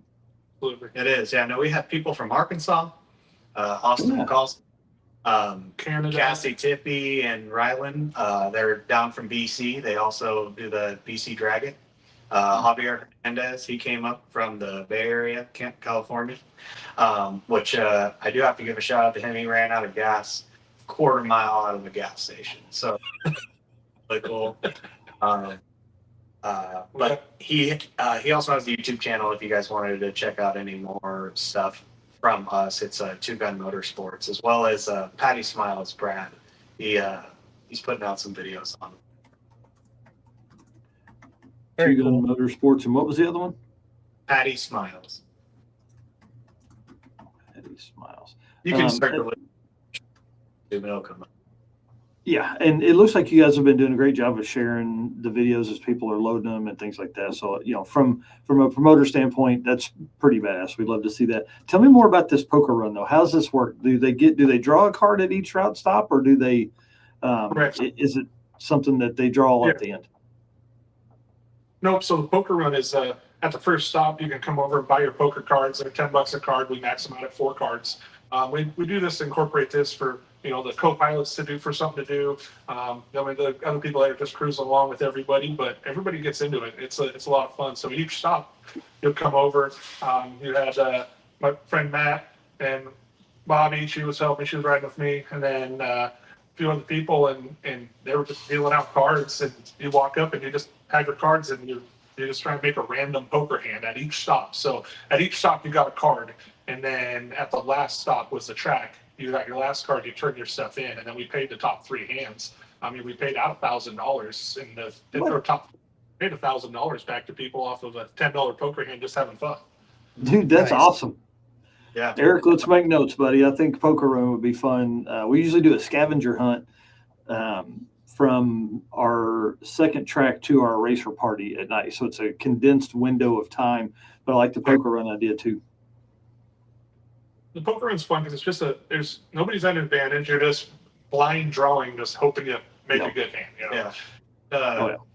Give your pilot something to look forward to too. Especially when we allow maximum 4 hands. So when they draw a bad card, the first one, they like buy a second one. So. Yes. Yeah, that's exactly how that's supposed to work. Exactly. Everybody starts with 1, ends up with 4. Yeah. Well, how many racers did you have total at the event? This year we had 46, which was actually our lowest car count by quite a bit. We moved the event, like we say. A lot of people said they couldn't come for, like camping reasons or whatever it may be. Yeah, time of year. We also are kind of unique on our entry format. We do a deposit format. Just because we have upfront costs also to operate the event. So, but again, we try to market it to new entries. So we don't want a large entry fee to skew you. So we do a deposit format. We do a $150 deposit, and it holds your spot. At the event, your remaining $100. If you don't show up, you don't owe us anything. So that's where, a lot of people enter these week-long events that are $500 to, you name the price, and can't show up. They're out the whole $500, where we hope at a discount deposit rate, you'll take the risk and come join us. And if you're not out, astronomical money. But, it might give you that motivation to get your stuff finished and come out and drive with us. Yeah, heck yeah. We put it out there, like we've talked to people about, like, we asked, what would you like to see different? Like, how can we grow this? And everybody, 90% of the people are just like, we like the relaxed atmosphere. We like the drive day. We like being at one track. It's less expensive. They're not buying hotels. They can just stay in their trailer. Doesn't need a week off of work. Yeah, a week off from work, And, we've talked about trying to expand it, but this year, maybe we'll look at doing that a little bit more, just because the first 2 years we ran into rain and we didn't get to pretty much complete everything. So this year we finally got 3 days of a full event. So we have other tracks around that we can look into going to and racing at, but a lot of people really like the format. We'd love to see more people, of course, come out and come do it. But yeah, a lot of people think the whole week-long event is very daunting, which I understand. So they like honestly, between our event and the Redwood Rally, we might have 10 people that cross over. Yeah. And it's not, so also to add on to that, we give away a Redwood Rally entry every year. Last year, we buy in, we sponsor them, and we get 2 entries to give away. And John Lautenschlager and Andrew Southwick with Flat Black Automotive, who's also a sponsor, they weren't in the Redwood Rally, weren't planning on going. We gave them 2 entries. They went for the first time. They were absolutely jacked about it, and they're both entered this year. So nice. We kind of set the trying to we don't to be the only one to reap the rewards of these, events going on, keep them growing. So we try to implement that also.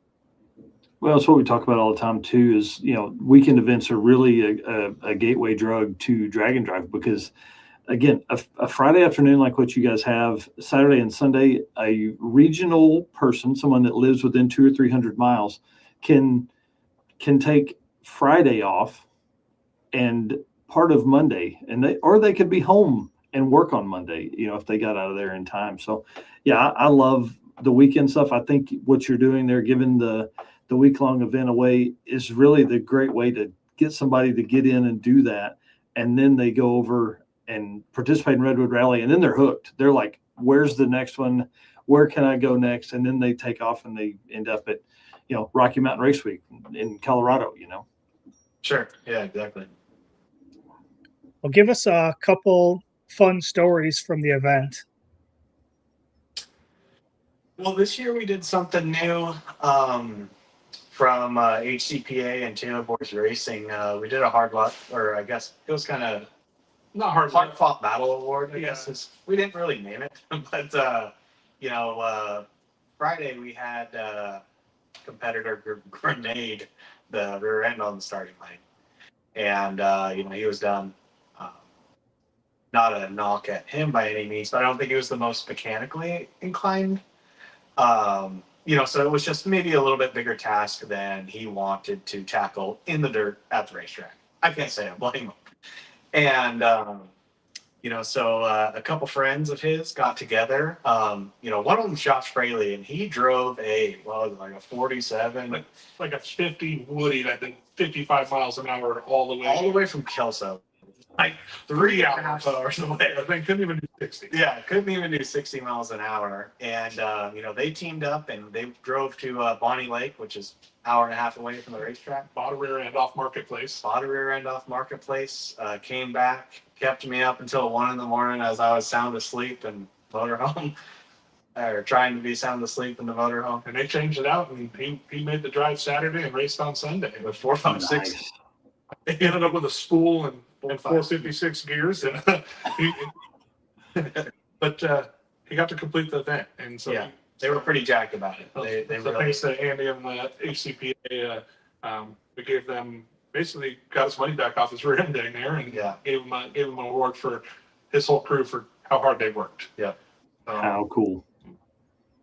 I think the other one that I would say, I mean, not just because won the shootout, but everybody was buzzing about that 8-car shootout. Yeah. On Saturday evening. They had a blast. They were out there watching, had something to do, and we had some really good races. The first round out was, we were all a little timid to go down the track because it was warm.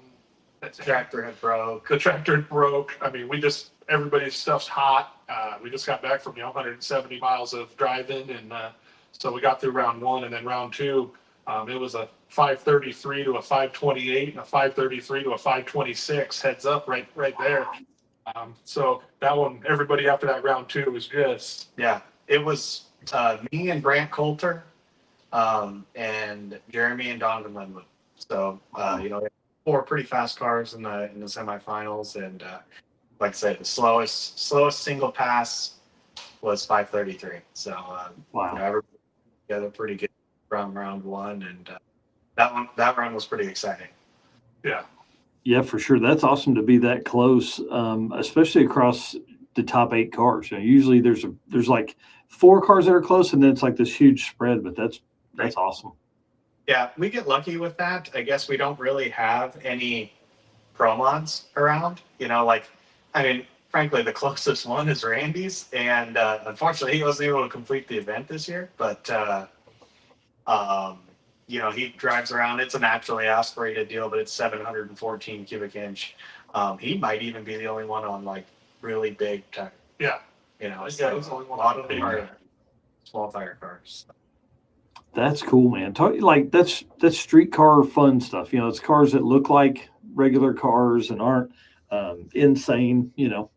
But 700 cubic inches, I'm in. That's that dude's cool in my book. The top alcohol funny car driver. So his wife Kim races top alcohol dragster. His daughter Stephanie rides with him, and they are like the biggest proponent of the event ever. They promote it a lot. They love it. They probably drive the most obnoxious and like I couldn't ride in it type of vehicle, and they just can't wait to do it again every time. Yeah. Stephanie, Randy's daughter, goes on all the time. She bought him a horn for Christmas, like just loves it. That's awesome. Wow. Well, he's on this year. Go ahead. Taking the lead. So our event's kind of been able to craft him. Like I mentioned earlier, he did the whole first event on methanol, and now he's on gasoline. Does it all on C16. So it's really cheap, really cheap to drive that thing. So to do the Redwood years. Man, that's awesome. And that's the way it's supposed to work. You know what I mean? Like you guys host a great event, then they can go and do another great one. You know what I mean? That's really fun. So other than the rear end explosion and replacement, which Eric and I just lived through at Havlic's, the same weekend, I had to put a rear end in my old truck because I was 600 miles from home. And so went and bought one from a junkyard, way overpaid for this ratty, rusty piece of crap, and had to weld new spring perches on it. And we went to pull off the drums and all of the brake stuff came off of it. So drove home with no rear brakes. Like it was the whole thing. But other than that one, any other big repairs, any other crazy things go on?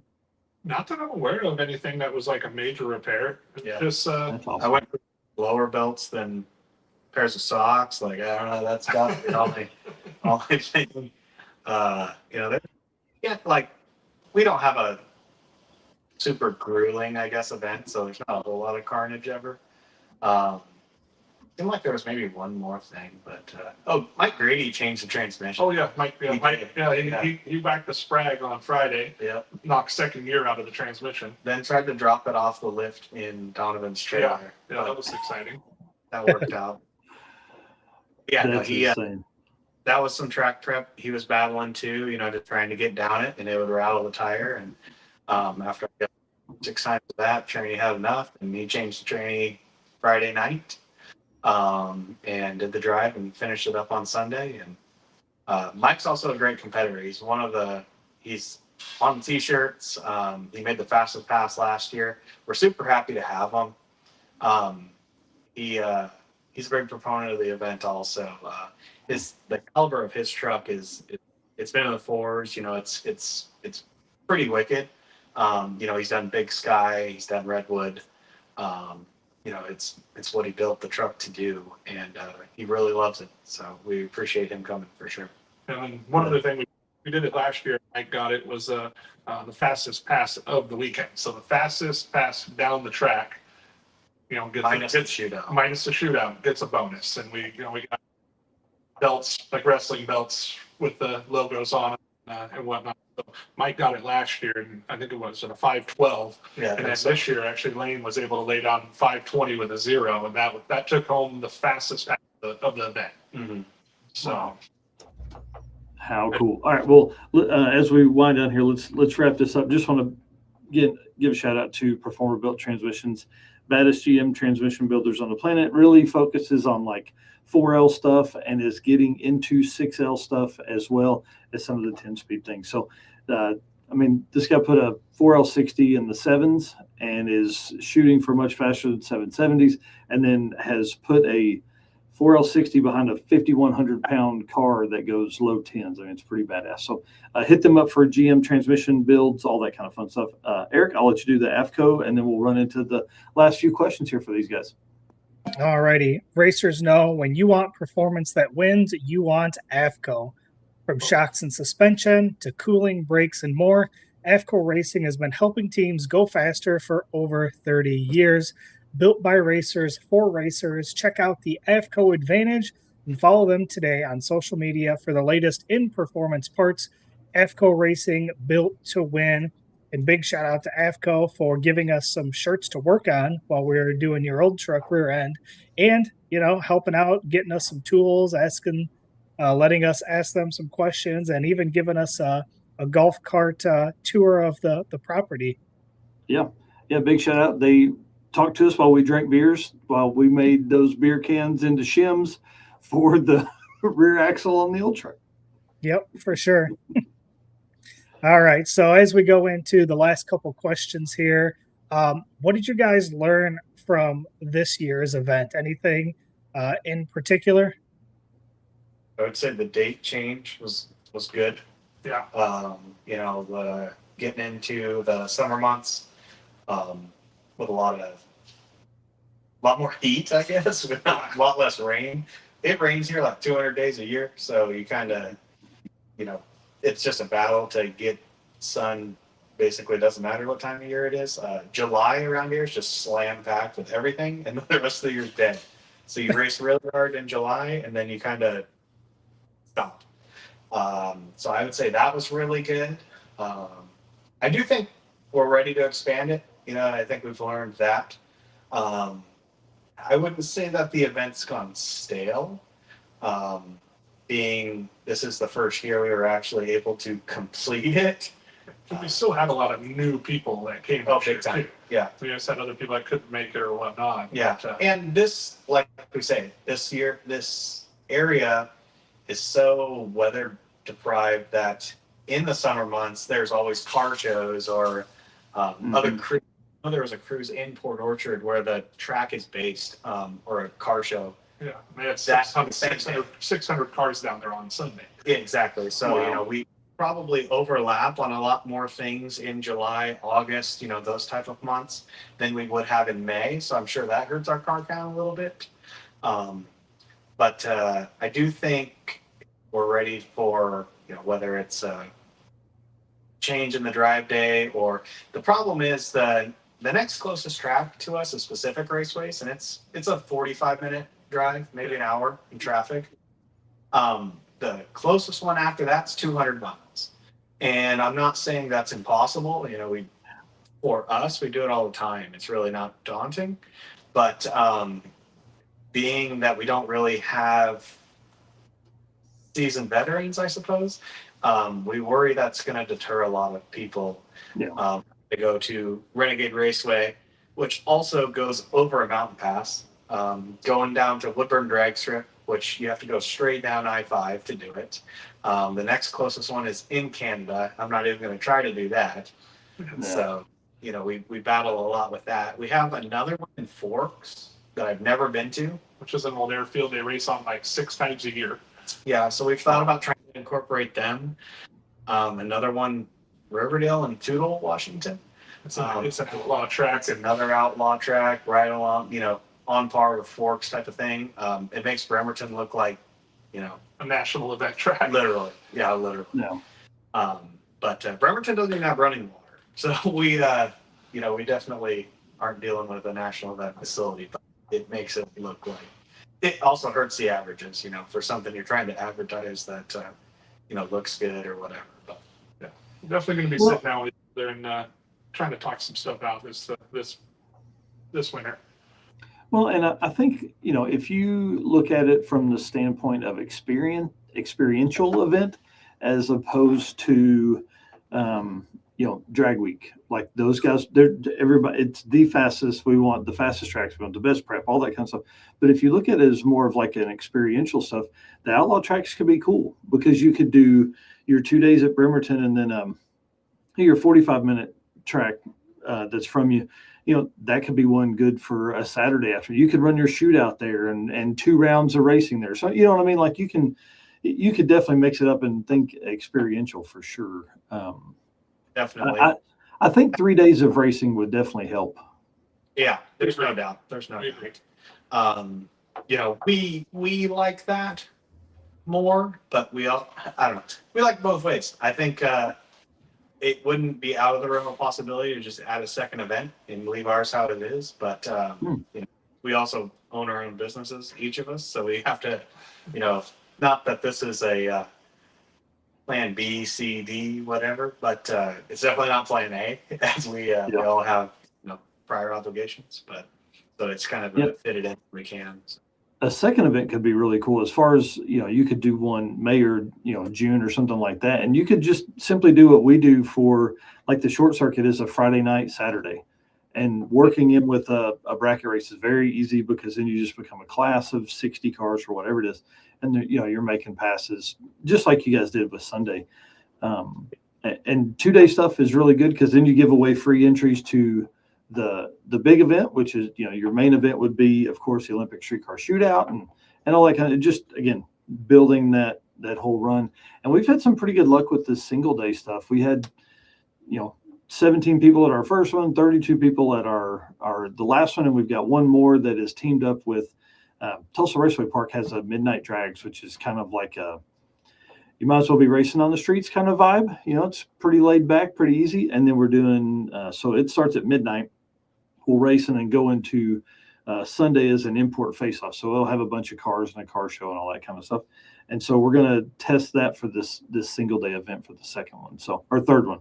But man, there's a lot of opportunity out there. I feel like, especially for you guys in that part of the country, because there's literally 3 events that aren't. I mean, how far is Big Sky from you? 1,000, 1,200 miles, something like that. Yeah, 800 to 900 miles away. Yeah. Yeah, I mean, that's not realistic for somebody wanting to get their feet wet. Somebody that wants to do something to see if their car's street worthy. That's like 10 days off of work to do that event. Well, Big Sky's probably 800. Rocky Mountain's probably 2,000. Yeah. Even Redwood Rally is 500. 50. BC is probably 300, but that, there's a little bit of, I would say, risk, but challenges in itself on that. Just border crossing and then coming back into the States from Canada. That's the hard one. Not going to Canada, coming back is a hard one. Yeah. I just did it 2 months ago, and it's always a pain going across, but yeah, interesting. I'm interested to see the growth you guys see. I really feel like 3 days of racing would definitely help a bunch. Or, Rocky Mountain does a setup where it's like, they have their fastest 8th, and they have the next fastest 8th, and they have like the 16, and then they have a bracket race, or however. I think it's something like that. But you guys could experiment with that next year. You could look at what's the next 8 in that. What would that range be of cars running, or do your top 8 and then a bracket? What other event runs Saturday night with you? It's a bracket race. Just a regular Bremerton race play points event. Yeah. So. Yeah, you could do that pretty easy then for sure. Us is I guess real estate around here is really expensive, so that our track rental fee is really expensive, and we don't get the huge car count to pay the rentals.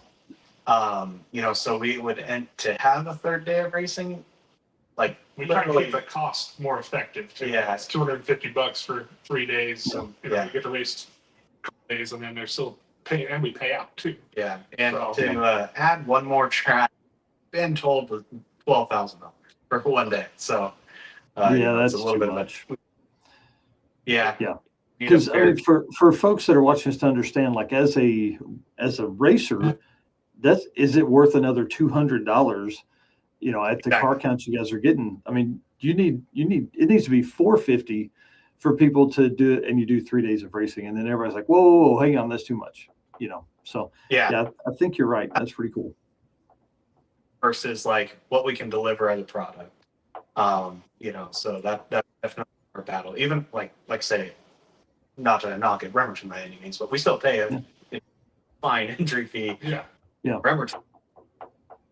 And to go any bigger, we either need 250 cars, which we don't necessarily want either, or a lot more entry fee. Yeah, that's interesting. I'd love to talk more about that and see, because sponsorships help with that. Obviously, you guys can do more with more sponsors, and the bigger event makes that easier and all that kind of stuff. But we're going to help in any way we can. I really appreciate you guys coming on tonight. This is fun, man. We don't really. We're kind of at a point now where we've talked to a lot of the promoters for other events and stuff like that, but you guys look like you had a really good time and a really good event. And man, to go 3 years, this is like a turning point. I'm telling you, 3 years is always the turning point for an event. So one last question. Have you guys hosted events before? Like regular drag races or car shows or anything?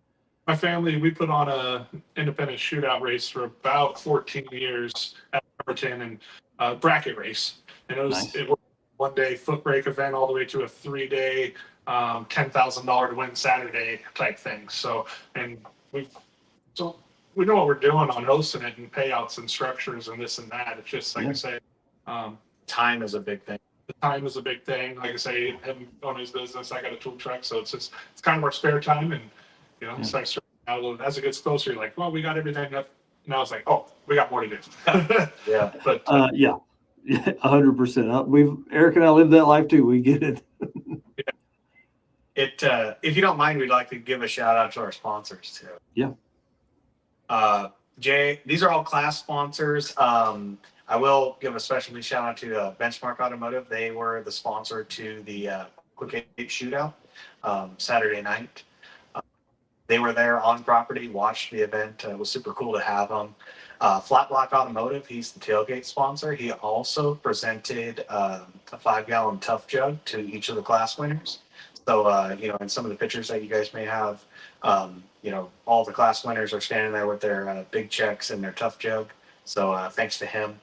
Parker Race Shop, he's our 3-pedal class sponsor. Big proponent of the event also. We got Tucker's Towing, Corey Tucker, a small towing company out here in Bremerton, and just a friend of ours that wants to support it and that has since day one. And then another guy, Caswell, owns Paint Factory. He's sponsored it every year.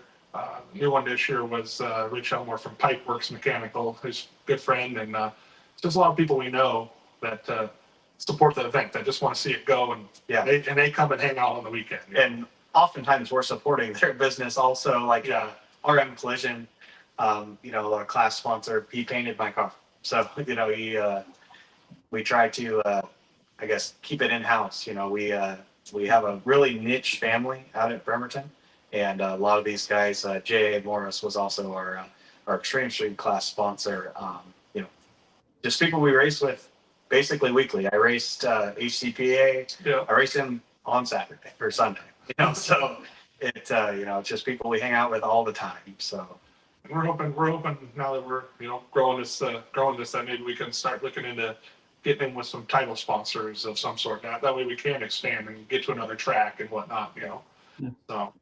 Our awards also, my mom said they were stupid, but there is a reason behind them. We gave away medals, gold, silver, and bronze this year.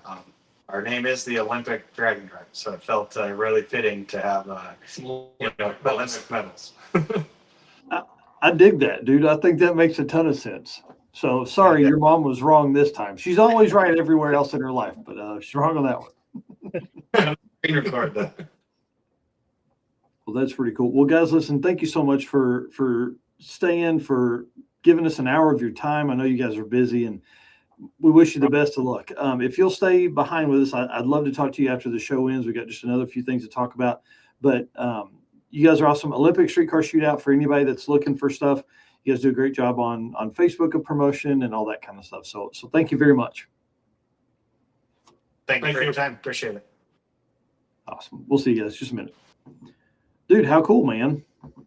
It's always interesting to meet new promoters and new teams and all that kind of stuff. So I'm always excited to have them on and learn, man. You know what I mean? Like, that's how we're all going to get better, is just to learn.